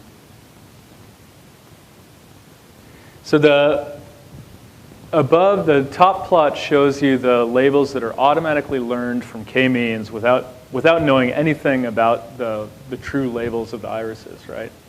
And the bottom labels are the true ones. So we can see something interesting here, that basically this left cluster k-means found pretty well. It distinguished it. The fact that the colors don't match doesn't really matter, because the colors aren't in any order. K-means doesn't really know whether this should be blue or red. It just knows that this cluster is out by itself. And then the other clusters, it doesn't do so well, right? There's a cutoff that goes this way in the real data, and the cutoff kind of goes horizontal in the k-means data. So it kind of shows you the limitation of some of these sometimes. It won't always really accurately give you the clusters that are the features that you expect. Yeah? That's a good question. He asked, did PCA really help in this case? And the answer is no to that, because we kind of threw away data, right? And the reason we ran this here on just the cluster on the PCA is just so we could visualize it a little better. But we could go back in here, and I was going to do that in a second. We'd go back in here, and instead of fitting to XPCA, we just fit to X, the full four-dimensional data set. And k-means can deal with 4 dimensions just as easily as it deals with 2 dimensions. So again, now if we show the cluster centers, it'll show the cluster centers in 4 dimensions. So it actually moves those clusters around in that 4-dimensional space and finds the optimal values. And just as before, we can see the labels are a little bit different.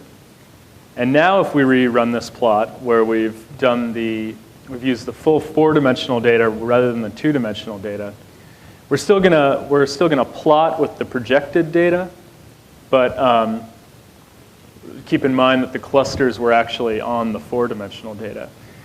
And this is what we see. So it looks like it's a little closer. In particular, you might have noticed before that the k-means, this top point up here at the top was joined with the other clusters when we projected the data down. But now that we use the full data set, this point seems to be in part of this cluster as we'd expect. Right, so that's the idea of how do you do unsupervised clustering with data. Yeah. Does someone have methods for creating a number of clusters? Yeah, that's a good question. So he was asking if Scikit-learn has a method for deciding the number of clusters that you can use. And that comes back down to the validation stuff that we mentioned before. So here in k-means, the number of clusters is a hyperparameter. It's something that you set before you fit the model. And based on your hyperparameters, your model parameters are determined. And we're going to talk, I think, in the next notebook about hyperparameter selection, how you choose the best hyperparameters. So with k-means, that's something that you have to do. There are other clustering algorithms in scikit-learn that do automatically determine the number of clusters. Like dbscan is an interesting example of that, which you can look up. And actually, while we're on the subject, let me go to the scikit-learn website. And I think there's a clustering example. Yeah. So this is just a visualization of, whoa, why didn't it, what happened? Here we go, clustering. So here's the clustering examples. This is the one I was thinking of right here.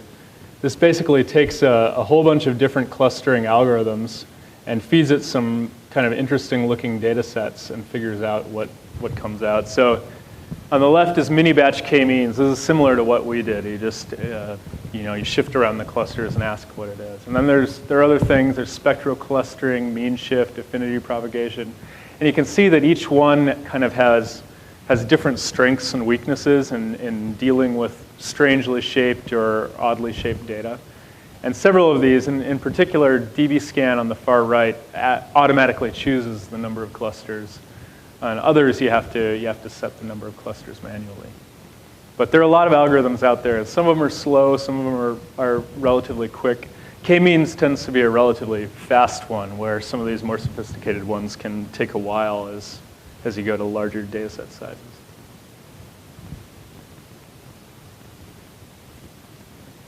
And once again, the strength of scikit-learn is once you know how to train the k-means estimator, you basically just import one of these other ones and do the same thing. You call the fit method, you call the transform method, you look at the labels, and the interface is pretty much uniform. So yeah, I mentioned some of these, but these are some of the clustering algorithms that are within scikit-learn. We have k-means, we have mean shift, dbscan, affinity propagation, spectral clustering, ward. Anyway, so you can take a look at some of that on your own time. And there's lots of documentation in scikit-learn about how to use these and examples of them in practice. So some applications of clustering that you might see is building customer profiles. So you have a bunch of customer attributes in your data system, and you want to know what types of customers there are out there without having any labels on the data. You could group related news or related web search results. Google uses a lot of this sort of thing in their web results. Anything that's related, grouping related stock quotes, things like that. And also, clustering can often be used as a pre-processing step. So if you can use learned cluster IDs as kind of a feature for for some sort of supervised learning algorithm later on. So lots of different applications there. So there was an exercise, but I think we'll skip that as well. Actually, we did that. It was substituting the matrix X for XPCA, so your question got to it. Any questions about clustering before we move on? I know we kind of sped through that really quickly. Yeah? In all the examples shown, dbscan appeared to be better than the other algorithms. Is there an advantage of the other algorithms besides speed? As she said, in those examples we showed, dbscan seemed to outperform everything else. And the answer is that dbscan is really slow. So as you go to high data dimensions and high numbers of data, I forget the exact scaling, but that's why you wouldn't use that in some situations. There's also fewer divisions. If you look at some of the other algorithms that are actually dividing the data there, and depending on what that data really was, there's some human like you see how the affinity propagation, you've got to kind of define it in quarters. Yeah. That is the data. What the data is divided into those models. Yeah, that's a good point. He was saying that it's not. Let let me make sure I get this right. It's not always obvious how you want the data divided, right? So in affinity propagation, you might actually want the data divided into quadrants. And if that's the case, you basically need to look for an algorithm that is, use an algorithm that's looking for the type of features that you're interested in. And that's where intuition about how the algorithms work internally, it can be helpful. So. Actually, dbScan is not that much slower than the other ones, according to this. There's some spectral clustering is a little slower. It shows the times in the bottom corner. No, this is all there is on this page, but there are more examples of clustering in Scikit-learn that you can see. Right, other questions right now? Well, let's move on. We have about an hour left. A little more than an hour. I'm going to skip over this number 8. This is an interesting exercise that you can try at home.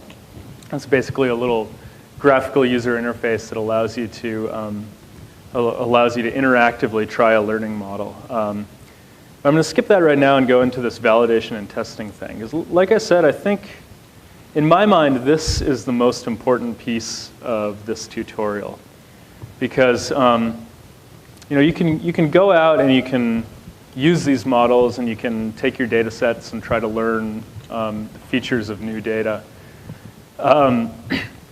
But the real question is deciding how well you're doing at that, and also deciding what the next steps should be.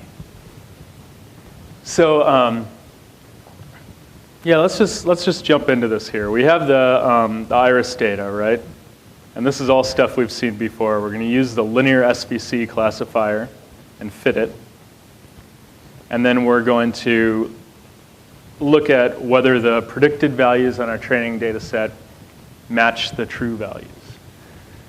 And we've seen several reasons why this is a bad approach, right? Because we're checking the performance of the estimator on values that it was trained on. So the best possible estimator here would be to say, have I seen this data before? If so, then return that label. If not, then return something random, right? So that would work really well in this case, but that's not what we want in practice. We want our classifier to be able to generalize to data we haven't seen before. So this is where cross-validation comes in.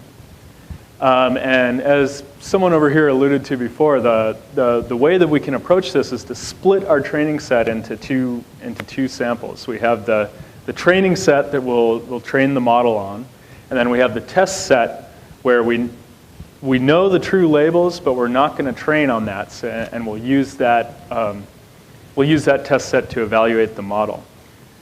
So Scikit-learn has this built in, which is really nice. It has a cross-validation module. So you can do from sklearn import cross-validation. And we're going to use this train test split function. And this will essentially, this will split our X and Y data into a training sample and a test sample. And we'll say the test size is 0.25, so about 25% of the data in the test sample. Now the question of how much data goes into your training sample versus your test sample is kind of a matter of taste. Now, some people might do 50-50, some people might do 90-10. It also comes down to the problem that you have, how much data you have. If you only have 10 samples to begin with, you might not want to throw away 5 of them in your training, right? So, but if you have a billion samples, it doesn't hurt to throw out 100 million or so, or 500 million or whatever. So this is the approach that we'll use for validation. So we get these out and we'll just confirm that the input data was 150 by 4, the training data is 112 by 4, and the test data is 38 by 4, right? So then we can fit our linear SVC on the training data, xtrain and ytrain. We predict the testing data, and then we can print this y predicted equals y test. So now this is a better representation of how well our classifier is doing, right? There are a few falses in there, but mostly true. So just kind of in general, we can look at that and say our classifier is doing pretty well. It's for data it hasn't seen before. It's about it's over 90% accurate, right? There's three wrong answers out of about 40 values. So that's the idea behind validation and cross-validation that we'll get into. But as we dive deeper into this, there's some interesting things that come out of this, right? So let's say you do cross-validation or you do validation on your data set in this way, and you find out that it's not performing as well as you want to. So you have this iris classifier, and it's only correctly predicting 50% of unseen irises. So what do you do in that case? This is where the kind of the rubber meets the road in machine learning. And you can think about this in terms of my field, astronomy. So say you've gone out and you've observed 10,000 galaxies, and you've figured out their masses through some other measurement. And now you want to know how well you can predict the mass of a new galaxy that you just observed with your telescope. And you find out that you're not accurate enough. You're not accurate enough to do the science that you want to do. What's the best thing to do? Do you try a new model? Do you search for more training data? Do you go out and observe more galaxies? Or do you go back to the same galaxies and observe different features for them? And this is a real question, right? Because telescope resources are really, really expensive. So it's not just a theoretical thing. This is like how do you spend your money wisely in trying to get the scientific results you want? And you can think about the same thing in case of Google. Should Google spend their time if their web results are not web search results are not as good as they hope them to be? Should they spend their time? Should they get more CPUs so they can compute more complicated models more quickly? Or should they get more disks so that they can store more data and have more training data to learn from? And it's a real question. It comes down to dollars and cents and how you spend your resources. So that's why I think this is the most important part of this tutorial, because it's the stuff that you can use these algorithms, but this is how to go the step further and reason about how to actually, in the real world, how to actually recommend what to do next or how to spend your time to improve your results. And I should say that the content of this section, I adapted it pretty heavily from Andrew Ng's Coursera course on machine learning. And if you ever have a chance, if you want to dive deeper into some of the math behind machine learning, that's a great place to start. It's one of these free online courses, and he's a really excellent teacher. So you should check that out if you're interested. But basically, we're gonna develop the tools here to answer that question. If our estimator is underperforming, do we use a simpler or more complicated model? Do we add more features to the data, or do we add more training samples? And the interesting thing about this is it's often counterintuitive. There's some times where your model is underperforming, and even if you add billions more data samples, there's no way you're going to improve your result. And it's good to know that before you go out and spend $1 million trying to get more data samples, right? So what we're going to look at here is a simple regression problem. So like most of the stuff we've seen, we're going to look in low dimensions, small amounts of data, but all of this generalizes up to large amounts of data pretty easily. So we'll do the PyLab inline to make our figures appear in line. And what we're going to look at is some X data. This is randomly scattered, 20 points randomly scattered from 0 to 10. We're going to create a polynomial. We're going to create a polynomial, x squared minus x plus 1. And we're going to use, in lieu of the Scikit-learn estimators here, we're just going to use a simple polynomial fit. And NumPy provides that. So if we do this polyfit right here, we can see that the polyfit recovers the input here. You know, we have 0.5 times x squared minus 1 times x, and 1 times 1. 1 times x to the 0. So, and we can also visualize the result. We'll get a new X array from -1 to 12. We'll evaluate using the polyval function, and then scatter and plot the result. And this is what it looks like. So basically, you can think of this as a regression. Even though it's not a scikit-learn classifier, it's a regression problem, right? We have X data and Y data. And given new X data, we want to know what the new Y data is. And the new Y data is that curve that goes through it. So the interesting thing to note here is that the hyperparameter we've chosen is the degree of the polynomial, right? So if I change this degree of the polynomial to 1 and redo all of this stuff, then it's fitting a line to this curved data, and it doesn't do so well. So that degree, that's the hyperparameter, and this is kind of you can think about this as the knob on the model that we're turning to see how well we can fit the data. So this gets a little more interesting if we add noise to the data. So here we're going to do the same thing. We have the same model, 0.5 x squared minus x plus 1. But we're going to add some normally distributed noise about that. And then we do the polyfit again. We compute x new and y new, and then we scatter, and we'll also print the RMS error. So you can see here that the degree 2 model fits pretty well. But the interesting thing here is, if you do this with me, if we change the degree, watch the RMS error. So RMS is 1.7. So that 0 would be perfect. 1.7 is all right. If we change it to 1, we can see that, oh yeah, the RMS error is way worse with a degree 1 polynomial, right? But what if we increase the degree? We know that this, why is this highlighted? Why doesn't that highlight go away? There we go. We know that this fundamentally is a degree 2 polynomial. That's because that's what we put in. But what if we start going to 3? Watch the RMS error. It's 1.7 now. Now it's 1.5. So a degree 3 polynomial fits our data even better, right? So why not a degree 5 polynomial? 1.4, that fits even better. So we could say, well, the best model is just a high degree polynomial, right? So we got a really small RMS error by doing that. And as we go higher and higher, we can get really ridiculous here. Degree 200 polynomial. And theoretically, this should be 0 RMS error right now because there are enough free parameters to fit all the points perfectly. But it's just numerical accuracy that makes it different. But yeah, but clearly, this is not the result that we want, right?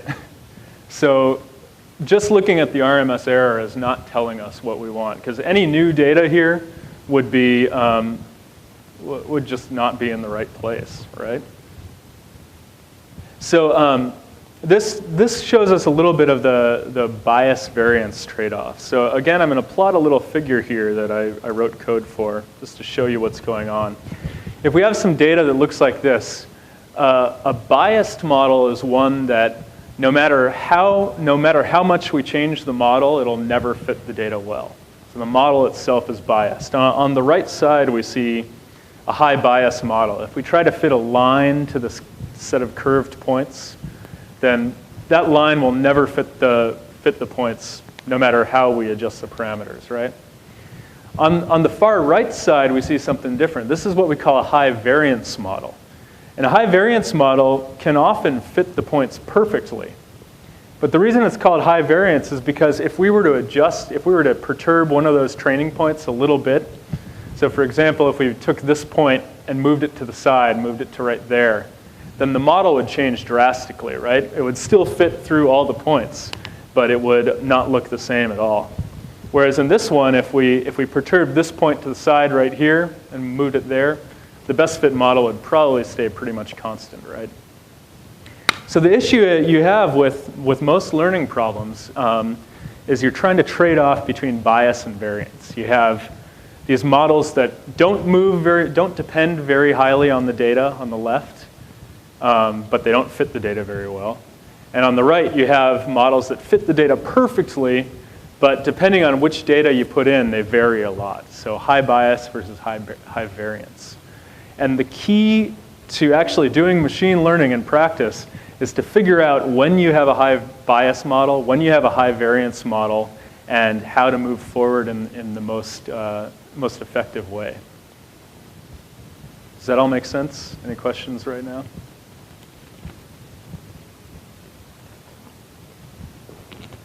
All right. So one way to do this is something called validation curves. So we're going to create a data set like the above example. It's just kind of a simple curve with some random noise. And we'll do some evaluation on that. So what we're doing right here is we're doing a random, normally distributed noise. And the mean value is this 10 minus 1 over x plus 0.1. So that's the function. It actually looks a whole lot like this right here, these data. And then the error is the amount of scatter about that function. So that's our test function that we'll use to generate this data set.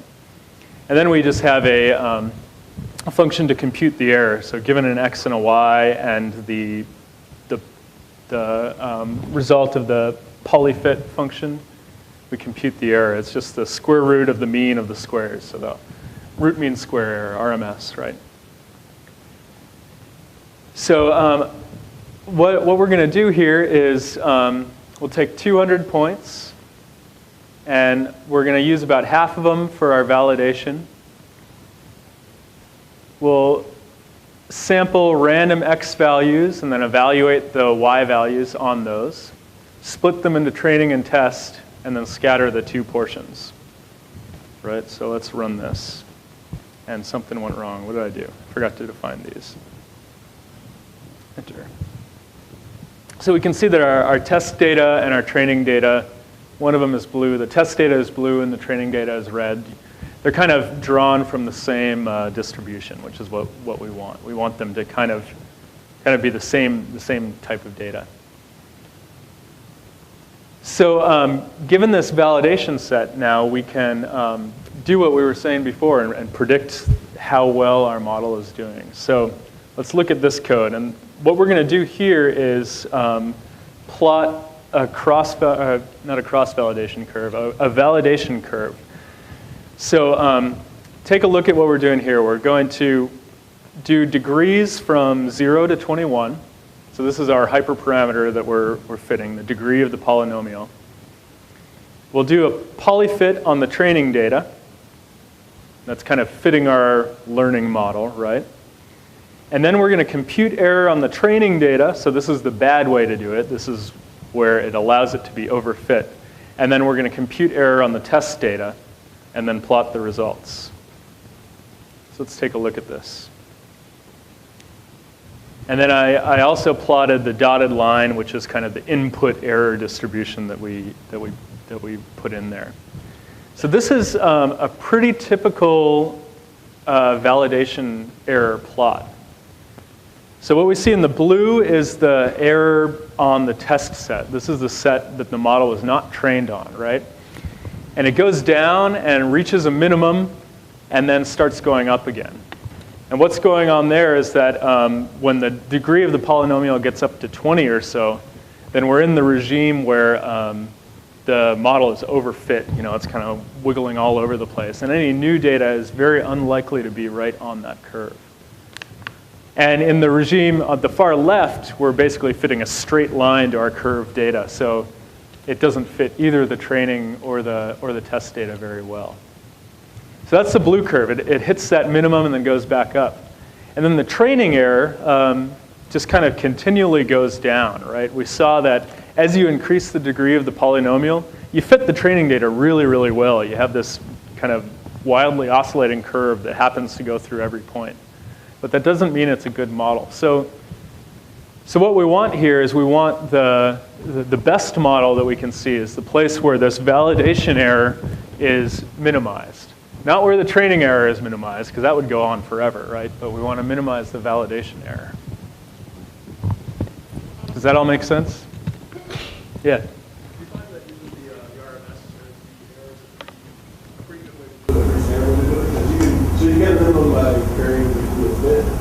you also use different areas to use different formulas to compute those errors? Yeah, he was saying, he was asking about the different formulas to compute the errors. Here we used RMS, and like there are other options that you can use to compute errors, and we'll actually see that a little bit later. It depends on the algorithm, and it depends on your taste, and it depends on what you're interested in seeing. But I think the standard fallback would be the RMS, and then if you have reasons to use other things like L1 loss or some of these more robust loss functions, you can use that as well. Yeah. Any other questions right now? Okay, so this is our validation and our training curves. Another thing that you might be interested in is, well, you know, as we increase the number of training points on this, it might change the results, right? So there's something called that Andrew Ng calls learning curves that are pretty interesting in evaluating this. So this is answering the question of as you add training points, what's going to be the effect on the model error? And the way that you do that is you basically iterate through, and you first train your model on 10 points, and then you train it on 20 points, and then 30, and then 40, and you go all the way up until you have your full training set. So this is our, we're going to define this function here that does this, plot learning curve. And so we'll do sizes from 2 to n, and n is the total number of points, spaced by, we'll do 50 different sizes between 2 and n. And then we loop through and we do the polyfit of the training up to that size on the y up to that size.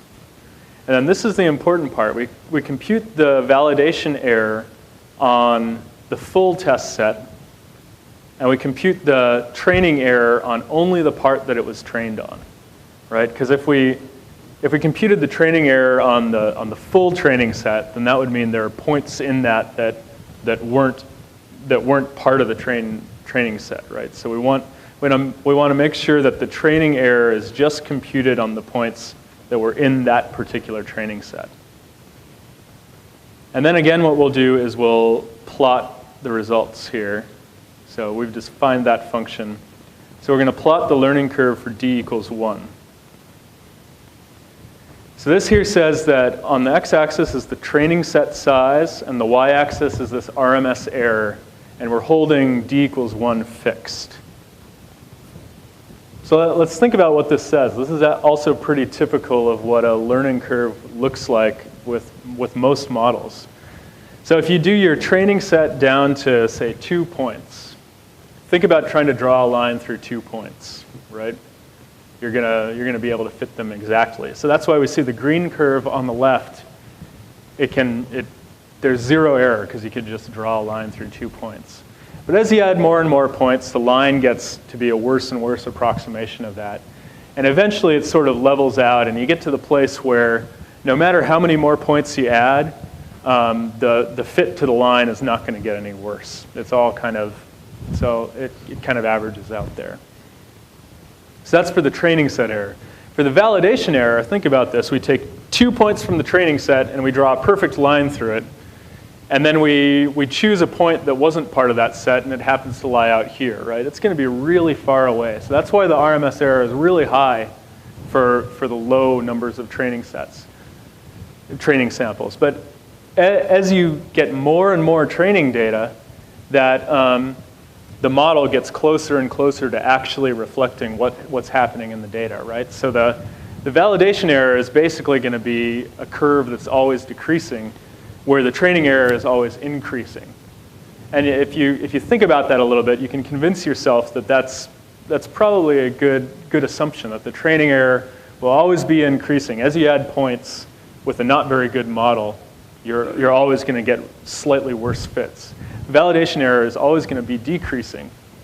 So this says with d equals 1, with our d equals 1 model, what's going to happen as we start, if we increase this to 1,000,000 points, would we get a better training, or would we get a better validation error? It looks like we wouldn't, right? Because basically we have this lower bound and this upper bound that are converging. And we can kind of say that even if we increase this out and we go out forever this way, we expect it to kind of converge right there. So if we if we say this is a model and our specification is that we want the error to be around 1.0, this model is never going to do that, no matter how many training points you have, right? So this kind of gets back to that thing. If I'm looking at galaxies and I have this learning model to try to figure out the mass of the galaxies, and my model's not, my validation error isn't as good as I want, I could spend $1 million going out on a 10-meter telescope to try to observe more deeper galaxies and get more data. But that would be a waste, right? With this model, it's just not gonna happen. It's not gonna work. So does that all make sense? So this is where it gets really interesting, right? So now we can say, well, what if we do a d equals 2 model? Well, it's getting a little better, right? We're converging down a little bit. D equals 3 model, yeah, that's getting much better, closer to our number 1. And this dashed line, remember, is since we generated this data set from scratch, we know that basically the best possible RMS you can do is around 1. That's why I drew that dashed line. Now, as we go to, whoa, it's getting big.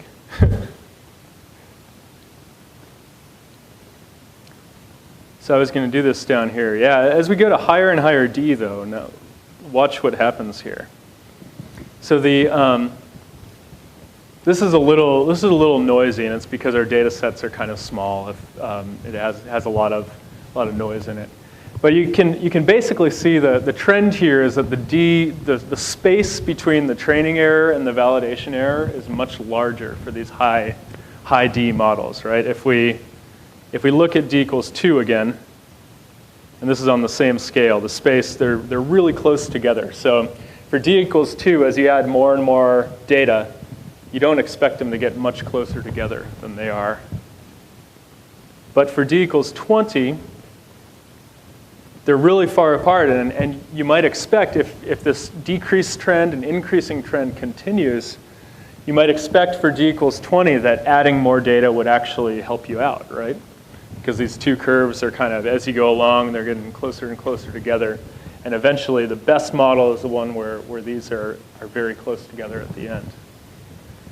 So this says that if your model is a complicated one like this d equals 20 model, then you can actually do better to either add more data, or you can do better by simplifying it, right? If you go down to 10 to 15, then 15 does a little bit better. It kind of converges.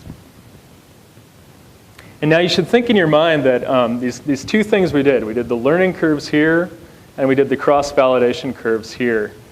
And these are two slices of something that's going on in 3 dimensions. We have the number of points, we have the degree of the model, and then we have the error.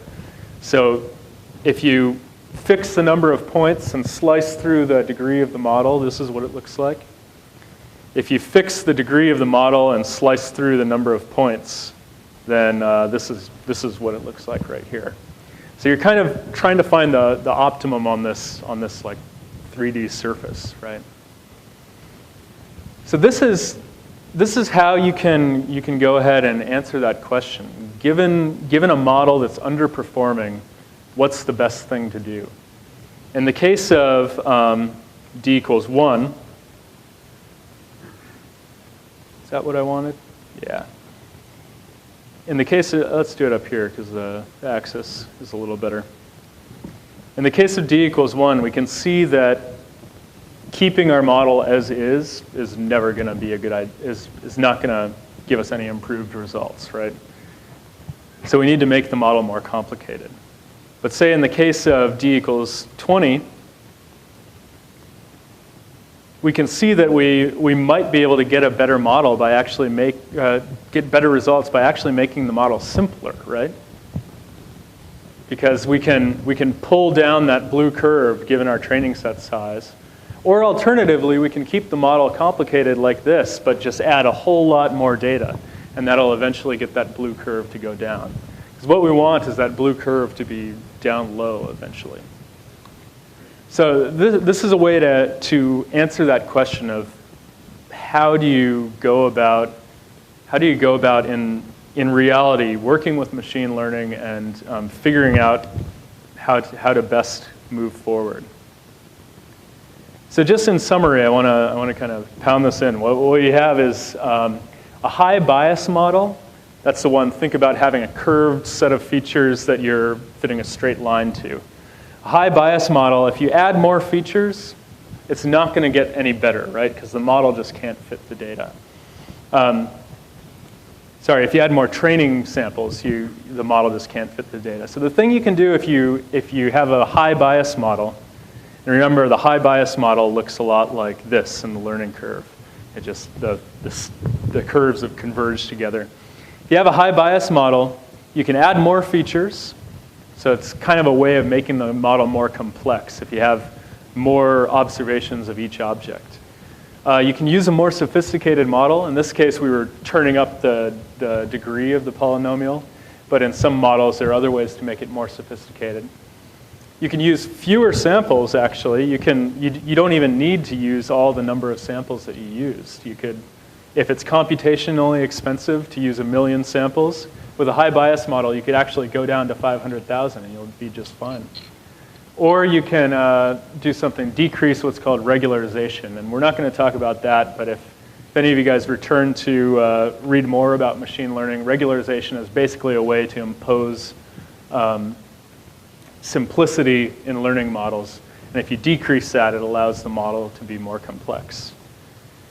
So on the flip side, the high variance models, remember the high variance models kind of look like this. They fit the training data really well, but they fit the validation data really poorly. Think of, you have a few points with this wildly oscillating line going through it, and any new data is not going to be fit very well. The high variance models, what you can do is use actually fewer features. You could use feature selection to decrease the number of features, perhaps. You could use more training samples. If you have the capacity to go out and find 1 million more samples, then that'll help with a high variance model. Or you could make the model more simple. You could increase the regularization to impose simplicity, or use some other way to make the model simple. Right? So I'll go over that. And one last caution I want to say. So this whole time we've been talking about the training set and the validation set, right? And how you have to prevent against overfitting. Overfitting is this high variance model where the model becomes too close to the particular data set that you're using. And the interesting thing is you can actually overfit the hyperparameters too, right? So given our data set, if we tune our hyperparameters so it's perfect on our validation set, so we say the degree of the polynomial is 5 or something like that, and it fits our validation set the best way possible, it's possible to actually overtrain those hyperparameters on the validation set. So in that case, you need a third set, which is often called the test set, where once you've done the training and you've done the validation, then you use the third set to evaluate how well your model will do on some new data. So that's just a caution that you should keep that in mind as well. So I kind of blew through that, and that was mostly me talking at you, and I'm sorry about that. But are there any questions on that before we move on to some exercises in this area? Yeah. Yeah, I do have just one question. So in the simulation you were running with, when you were changing the D, there was always one spike that went up. Is that just sort of like an artifact from the data set, or is that something that? Yeah, he was asking about, in this example, there's always one spike in a particular location when I was changing D. And that's basically just an artifact of the data, yeah. I thought about doing this with fake curves that are nice and smooth and show what the general trend is, but in reality, you rarely see that nice general trend. There's kind of this, especially when you're dealing with small training set sizes on the order of 20 or 40, you'll see that sort of variance in the data. Yeah. All right. Cool. We have about a half an hour left, and I'm excited because now we can get into some of the cool things. So we might have time for only one of these. So maybe by a raise of hands, would you rather go through classification of digit images, or would you rather go through a problem from astronomy that has some really interesting science into it? So raise your hands for astronomy. Raise your hands for digits. I think astronomy wins. Yes. I clearly framed that correctly. So click on number 11, and this is the PhotoZ regression example. I'm so glad you guys chose this. That was awesome. So this is an example from, like I said, from astronomy, where we're doing something called photometric redshifts. And I got to give you a little bit of background on astronomy to tell you why this problem is interesting. So we'll run PyLab inline again, and then import this plotting function. And this right here, this is another one where it's downloading maybe a couple hundred kilobytes of data. So if you haven't already downloaded the data, it might hang up on this with everyone trying to hit it at once. But so basically, this is what astronomical data often looks like. So we have something here where the y-axis is the flux and the x-axis is the wavelength. So the black line that you're seeing here is the spectrum of the star Vega. If you look directly overhead in the middle of the summer, Vega is the bright star right in the middle of the sky there. And so the wavelength is basically the color of the light, right? This is 3,000 angstroms all the way up to 10,000 angstroms. And the black line tells you how much energy there is at each of those fluxes. So astronomers use spectra often, and you can get a lot of information from spectra. Those little dips in the lines there, that's actually absorption from hydrogen. So we can learn about how much hydrogen is in the atmosphere of these stars by looking at the spectra and many other things. But it turns out spectra are really complicated and difficult and time-consuming to get. So another thing that astronomers do is they look at photometry.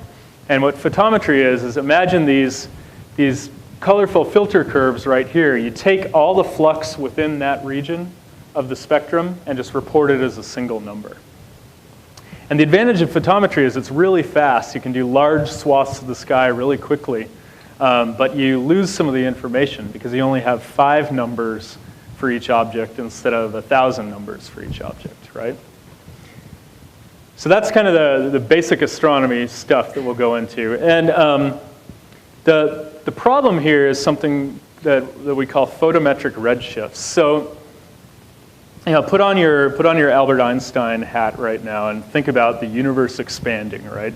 In general relativity shows that there's this big bang, and then the universe has been expanding ever since. And in that expansion, the wavelength of light gets stretched out the same way when there's an ambulance going down the street. It comes at you and it's going wee. That was my great generalization. But so that Doppler shift of sound is really similar to the sort of Doppler shift of light as the universe expands. So galaxies that are further away have their light stretched out more than galaxies that are closer. And what that looks like in terms of spectra, actually I'll do this right down here. If we plot the redshifts, what that looks like in terms of spectra is basically these spectra are shifted. We call them redshifted because they get redder. The peak of the spectrum as you go out to different redshifts are usually called Z in astronomy, is that the spectrum moves. Now if you have most spectra kind of have this general shape. If you observe the entire spectrum, it's fairly easy to tell what redshift it is because you know where hydrogen is supposed to absorb energy. And if the hydrogen absorption is moved off to the side, you can compute the redshift. But we don't have spectra for everything out there, especially the faint objects. We only have the photometry. So that means that we're looking at just 5 numbers for each of these spectra.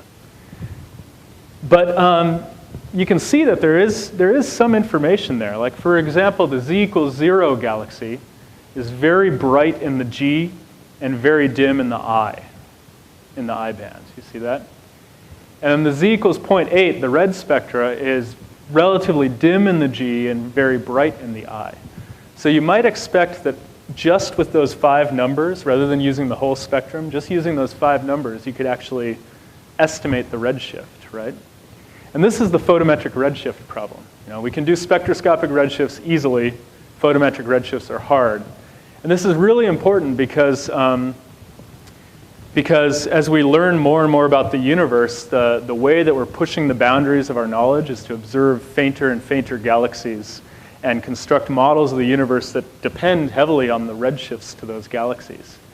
So we need to be able to very accurately do photometric redshifts. And this is a regression problem, right? We have 5-dimensional data. We have, you know, a number of samples, 5-dimensional data. And for some of them, we have spectra. We know they're redshifts. And for others of them, we don't have spectra. So they're unknown, and we want to predict the label. The label here is the redshift. Does that make sense? Yeah. So this is, just like we were fitting a line to data earlier, this is a regression problem that has real consequences because you know, it keeps me employed. No, but it's a regression problem that can actually help us learn about things like dark energy and dark matter and some of these fundamental aspects of the universe, of cosmology, that I find, frankly, pretty fascinating. So this is the problem that we're going to go through here. So I've kind of gone through this motivation here. And what we're going to do is return back to this decision tree regression that we saw briefly earlier. So I'm going to run through this really quickly, kind of a basic model, and then set you off, and we'll have about 20 minutes for you to go through this exercise and do some astrophysics. I bet you didn't think you were going to do some astrophysics today. So we'll fetch these galaxy mags, and again, this is one that hopefully, if you got it's about 3 megabytes, so hopefully if you got the email and looked at the site earlier, you downloaded it. If not, you might be able to pull it off the memory stick that's out there. So if we look at the data, we have the shape of the data is 50,000. So there are 50,000 objects in here. And the D type, this is what we call a record array. So it's kind of a compact way of storing all this data. We have the U, the G, the R, the I, the Z bands. These are the filters. And then the spectral classification, which is some interesting information, the redshift, and the error in the redshift.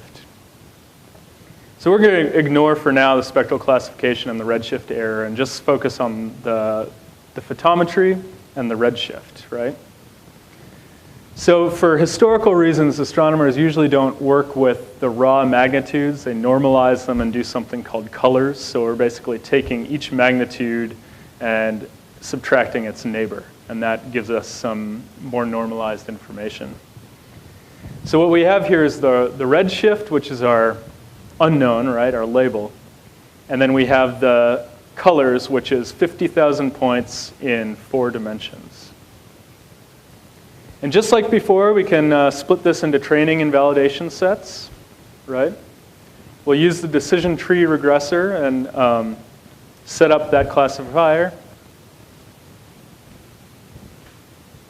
And then I think I skipped over this before, but this is kind of a way to do, this is kind of a way that Scikit-learn has to do validation automatically. You don't always have to do it by hand the way that I showed earlier. We're going to do a cross-validation score, where basically what this does is it takes 3/4 of the data, evaluates it on the other quarter, and then takes another 3/4 of the data and evaluates it on the other quarter, and then repeats that 2 more times. So you've basically kind of cross-validated. You've used each piece of data as both a training and a test set. And we can see that our score is about 0.72. So this is a score that's telling us how well we're doing. We're between 0 and 1. And 1 would be perfect, but we're right at about 0.7. So this says that our decision tree is not doing very well. This is not good enough. And we can see this by plotting the redshifts. Sorry, I'm speeding through this a little bit. So we're fitting and predicting, and then we'll plot the test versus the predicted. And this is what it looks like. So the true redshift is on the x-axis, and the predicted redshift is on the y-axis. We do really, really well for some galaxies, but not so well for others. And that's kind of a feature of photometric redshifts that we see in practice. These ones that are outside the dotted lines, we often call these the catastrophic outliers because something went catastrophically wrong in our fit or off by a whole lot.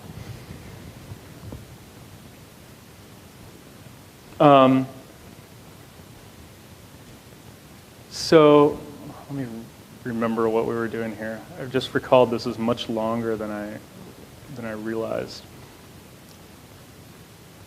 Yeah, it's fine. We have time for it. So let's optimize the model now. So we can do this learning curve thing we did before.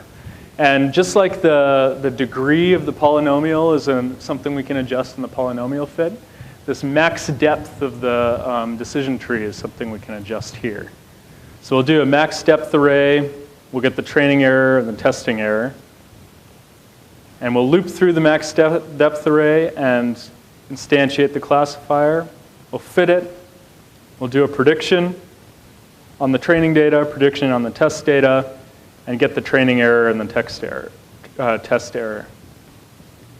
And this is just what we saw before, and it takes just a second to run because we have to run all those models. And this should look familiar. This is the type of thing we saw before. The training error, as you increase this max depth, keeps going down and down. So we're overfitting the data going down here. This is the curve that's wildly oscillating going through all the points, right? And the validation error kind of comes and hits a minimum and then goes back up. So this tells us that the best value is somewhere around 10, right, for the max depth. I'm going to skip over that, but you can read about that later. So plotting this optimal model, if we look at the max depth of 10, we can plot the redshifts, and we see this. Now this is a little bit unexpected, right? But the thing about this is that the RMS down here in the corner, 0.23, this is actually better than what we saw before. The RMS here is 0.26. So our algorithm is doing what we asked it to. It's minimizing the RMS. It did minimize the RMS, but the results look not at all like what we'd want them to look like, right? So this comes back to what you were saying, is that what we're looking at is the wrong loss function here. The loss function is not giving us the model that we'd want it to give us. So we'll propose an alternative loss function. And here, since what we're really worried about is these outliers, right? These catastrophic errors. Let's just do a loss function that just tells us the fraction of points that are greater than off by more than 0.2. This is just something, we take the sum of how many points are greater than the cutoff and then divide it by the total. So we'll call that our outlier fraction. And we'll do the same thing again, where instead of putting in the RMS error, we do the outlier fraction, go through it, and then plot the results. And this is the curve we get. And it's interesting that with the outlier fraction, with this different loss function, the best model is a much deeper tree, right? Our minimum was at 10 with the RMS, but it looks like it's about 19 or 20. Or probably maybe even beyond that with the outlier fraction. So we can do that. We'll set our max depth to 20, do this fit, and we get something that, yeah, it's better than the last one, but we still have all these catastrophic outliers, right? So thinking about what we talked about before, the learning curves and things like that, what do you suspect is the best way to move forward here? Do you think this is a high variance model or a high bias model at this point?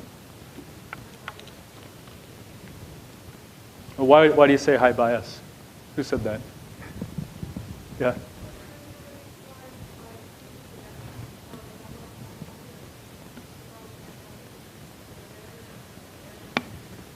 Yeah. So we already went through that validation thing and tried to find the optimal, right? And, High variance and high bias. Olivia says it's high bias and high variance. Why is that? You have a big gap and a bad training error.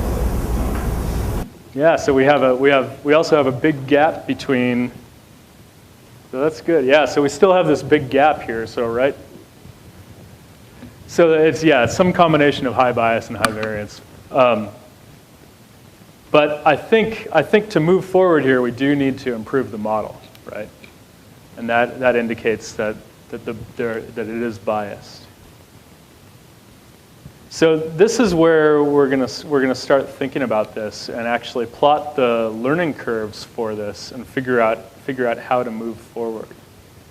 So there are two exercises here, and the first one, I actually haven't done these exercises, so I don't even know what the answers are going to be, but I want to give you guys a chance to look through that. The first one is optimizing the data, asking, is this a problem with data? Do we need to add more training samples in order to get good results here? And that'll involve going through and plotting the learning curves like we did just a few minutes ago, and seeing where the bias and variance hit on that number of samples versus training error. And the second one is just seeing what we can do with other learning methods. So rather than using a decision tree classifier, we can use something called ensemble methods, like a random forest. And essentially what this does is it takes a whole bunch of decision trees all at the same time and uses them to decrease the overfitting. And you can actually get better results from that. So I'll let you guys choose, maybe with someone next to you, a partner or two, figure out which one of these you want to work on, and then see if you can do this for. So number one is kind of giving the recommendation for the best way to proceed based on learning curves, and number two is trying a more sophisticated model and seeing if you can get a better fit to the data. So we have about 15 minutes left, which is probably not enough time to go all the way through this, but I'll let you guys go for it and see how far you can get. And I'll be walking around and answering questions if you have them. So good luck. So hopefully Olivia's tutorial this afternoon will address some of the big data aspects of it. If you have any questions about Scikit-learn, the email list is usually pretty good. There are a lot of folks on there who are really interested in helping get people up to speed and learn some of these models. I actually wanted to say real quick that I remembered I had done this last thing. I have done something similar to this. This is a website, astroml.github.com. This is kind of an astro machine learning package that I worked on. And it also has figures from our book that's coming up. And in the classification chapter down here, we do decision trees. And here's photometric redshifts by random forests, and kind of on a bigger data set. But it shows you similar to data to what we were just working with, and shows the cross-validation and the training error and how it's scaling. This one, you can see that, well, I won't talk about it too much, but you can dive into that. Last thing is that there is a survey where you can talk about how good or bad I was at doing this tutorial. And where is that? I think it's in the preliminary notebook here. All the way at the bottom, there's a survey evaluation. So if you have a chance in the next day or so to fill that out, I'd appreciate that, just to get feedback, because I enjoy doing these tutorials, and I'd like to make it better next time if I can. So thanks very much, and I'll send you off to lunch. Thanks for coming.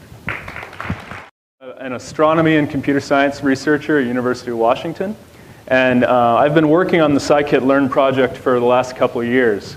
And basically, Scikit-learn grew out of NumPy and SciPy.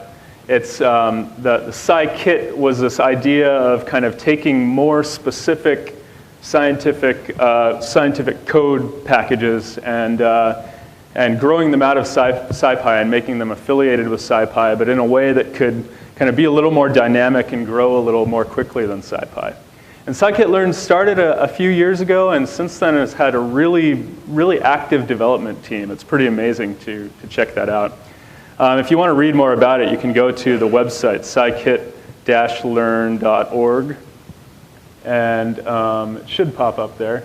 Yeah, so there's a lot of interesting information here. There's example galleries, there is narrative documentation, there's documentation about everything in the package that we're going to be talking about today. So it's a really good resource. Check that out sometime. For this tutorial, hopefully you've already had a chance to go to my GitHub page where I have all this on here, and hopefully downloaded the notebooks.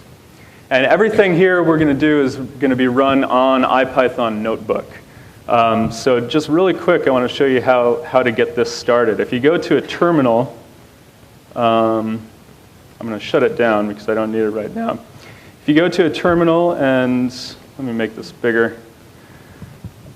So I'm in the directory of this sklearn PyCon 2013/notebooks, and in that directory, if you type IPython notebook, then that will start the notebook server if you've set everything up, and it'll pop up on a web page with this opening page. So does everyone have that set? Have that open? All right, good. So we can get started. Let's start by clicking on the first notebook, the preliminaries, and it should open up to a page that looks a little bit like this. Everyone's good? This is awesome to have so few technical problems. You guys are all really well prepared. Congratulations. So just a brief outline of what we're going to do today. This is an introduction to machine learning and to Scikit-learn. So there are two kind of main components of this tutorial. I want to give everybody here kind of a basic idea, a basic intro to the concepts of machine learning, so that the kind of thing that apply not only to Scikit-learn, but to any machine learning library or any machine learning, any scientific package you'd use out there. But also give you an introduction to how Scikit-learn can be used with those introductory concepts to do some interesting problems. And the problems, we're going to start very basic today and kind of move into more intricate examples. And just because of time constraints, we're not going to do anything really big. We're not going to do anything where you have to run the code for 5 minutes, because that would be 5 minutes of sitting and doing downtime. But all the small data sets that we're using today, all the small problems we do can be generalized to larger problems. So my hope is that by the end of today, you could go home and with the knowledge you pick up and with the ideas about how to use Scikit-learn, you can go to your own data sets and think about them as a machine learning practitioner. Think about them in a way that you could go and do some interesting things with your own data. So hopefully that will happen for you. And hopefully I can bring all of us to that place. So let's take a look at this, this introductory stuff. So essentially the schedule, I did this wrong. I assumed we were an afternoon tutorial, but we're a morning tutorial. So this is from 9 o'clock to about 10:30. We're going to be doing part one, which is kind of getting started. We're going to talk about loading and representing data, the basics of machine learning and the Scikit-learn syntax. And then we're going to go into a few simple examples of what we call supervised learning, and then into unsupervised learning. And we'll get into more of what those mean later on. There will be a short break from, again, this is wrong, so I'll do math in my head, 9:30, 10:30. We're going to do a short break from 10:30 until 10:30 until 11:50, and then we'll have another hour and a half session in the second half. And in the second half, we'll get into some of the really interesting stuff, which is how to validate and test models. So once you've put together a Scikit-learn model, how do you tell how well you're doing with that? And how can you predict how well you're going to do on a new data set? And then if we have time towards the end, this might go a little long, but if we have time towards the end, we have a couple interesting examples from astronomy, from image classification, and from other things. So I purposely put more material in here than I think we can fit in 3 hours. And the reason is I want you guys to be able to take this and work on some more things at home if you have the chance. Okay.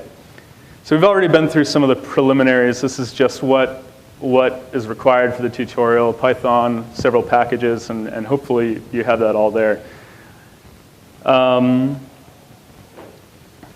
just to make sure you have the right versions installed, we have this here. So if in IPython Notebook, the way that you run code is you go to the cell and you press Shift and then Enter. And if you press Shift Enter, it should execute this code and tell you what versions of NumPy, SciPy, Matplotlib, and Scikit-learn you have. So hopefully if you have NumPy 1.5 plus, SciPy 0.10 plus or so, Matplotlib greater than version 1, and Scikit-learn 0.12, you should be fine. Is there anyone who has older packages right now? Maybe Olivier, you could talk to them. A few people with older packages, raise your hand. For the most part, you probably should be all right with older packages. I don't think there's a lot of the newer stuff we're using, but just be aware that some of these things might not work. Another thing I want to share with you is some useful resources. This is just to learn more afterwards.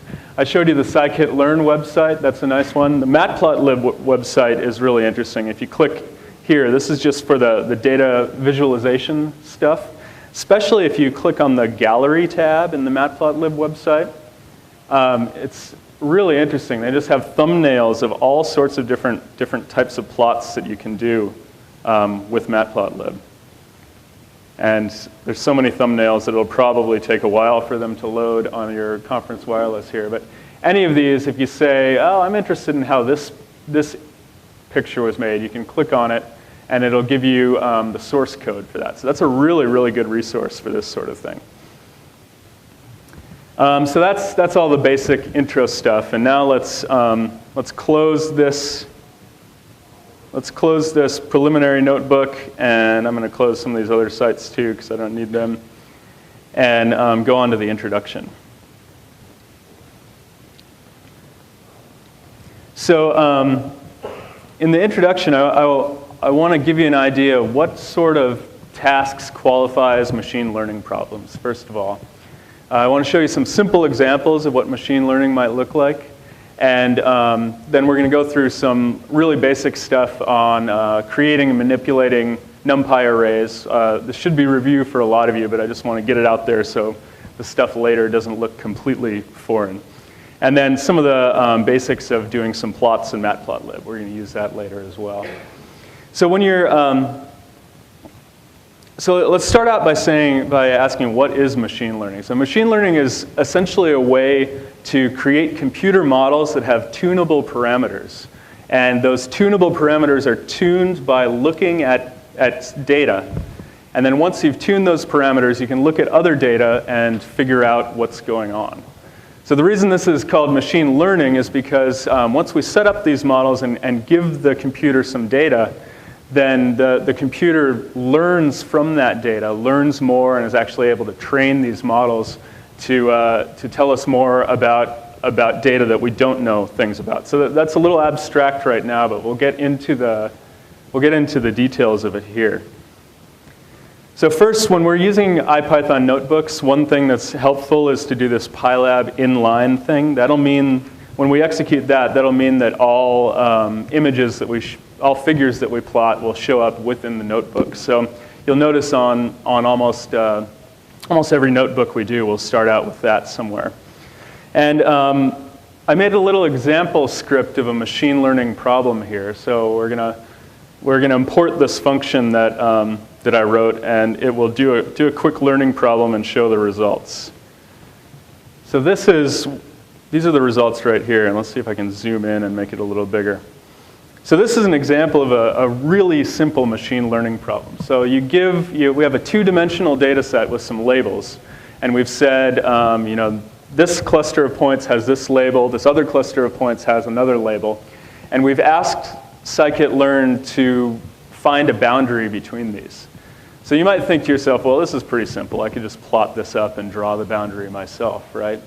But in 2 dimensions, it is simple. But as you start getting to very high dimensional data, up thousands of dimensions, hundreds of dimensions, this sort of thing gets pretty difficult to do by eye, by hand.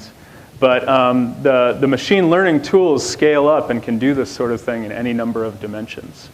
So why would I call this a learning thing? So basically, we've given Scikit-learn this data. It's learned this separator.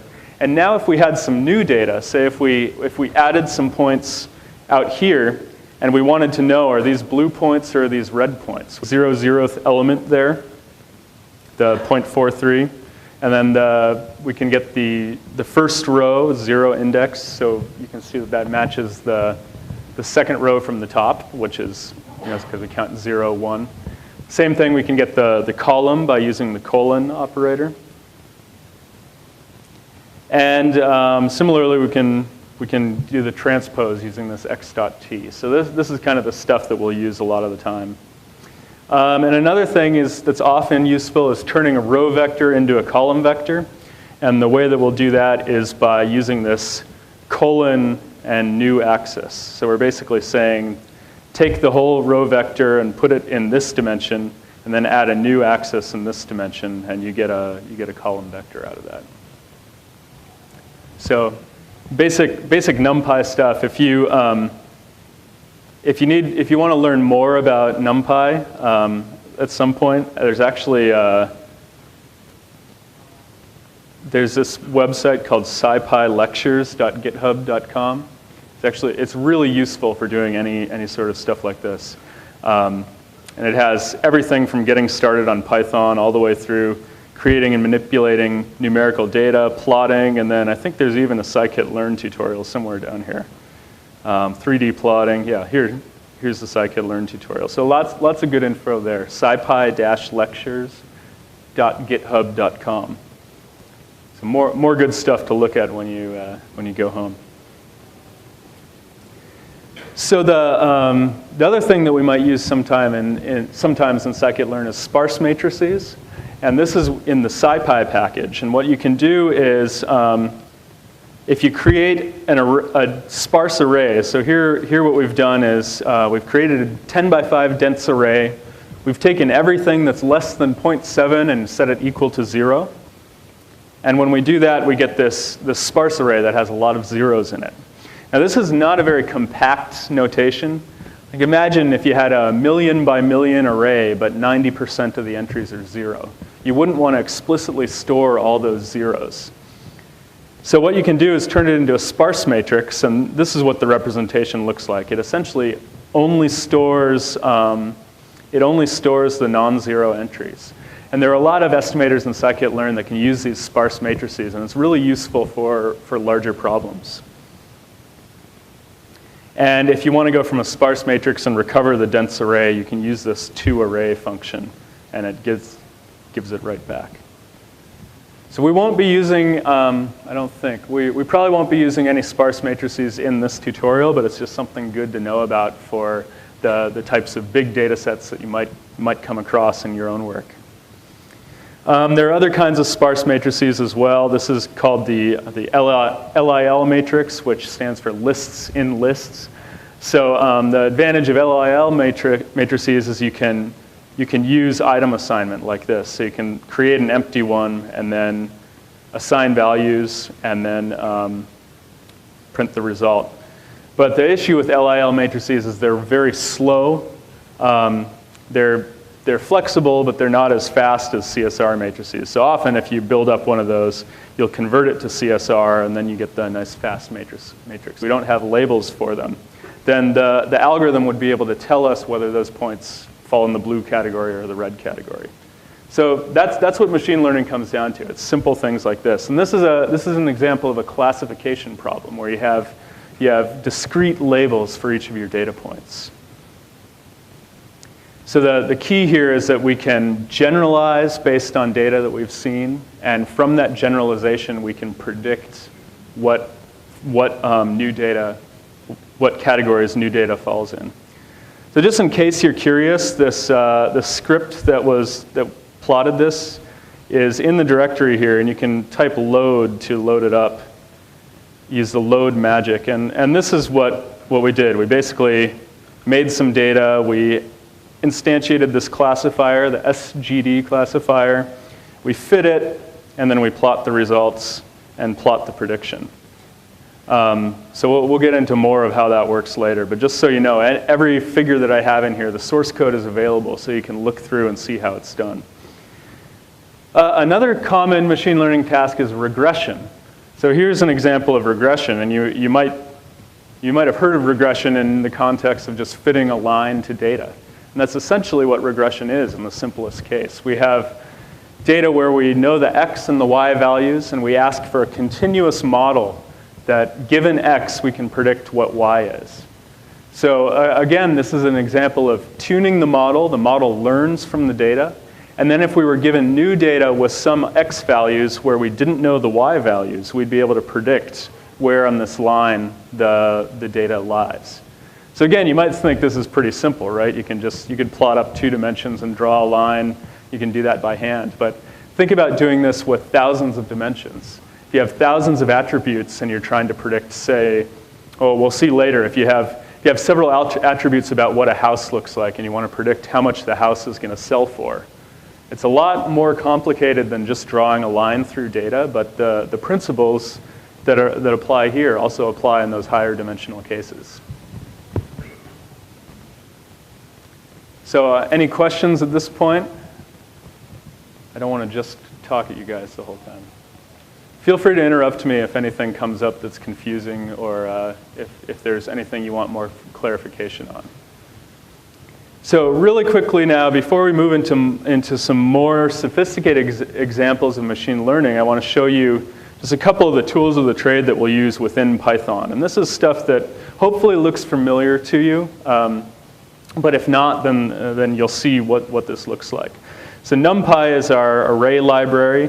And if we want to generate a random array, we can do something that looks like this. Random.random, and then the shape of the array here. And here we did a 3x5 array.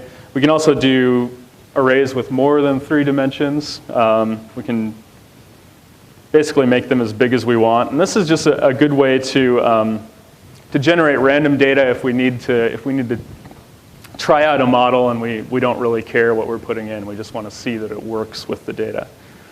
In NumPy, you can, let me go back to the 3x5 array here. You can access elements using this indexing notation. So the 0, 0 gets the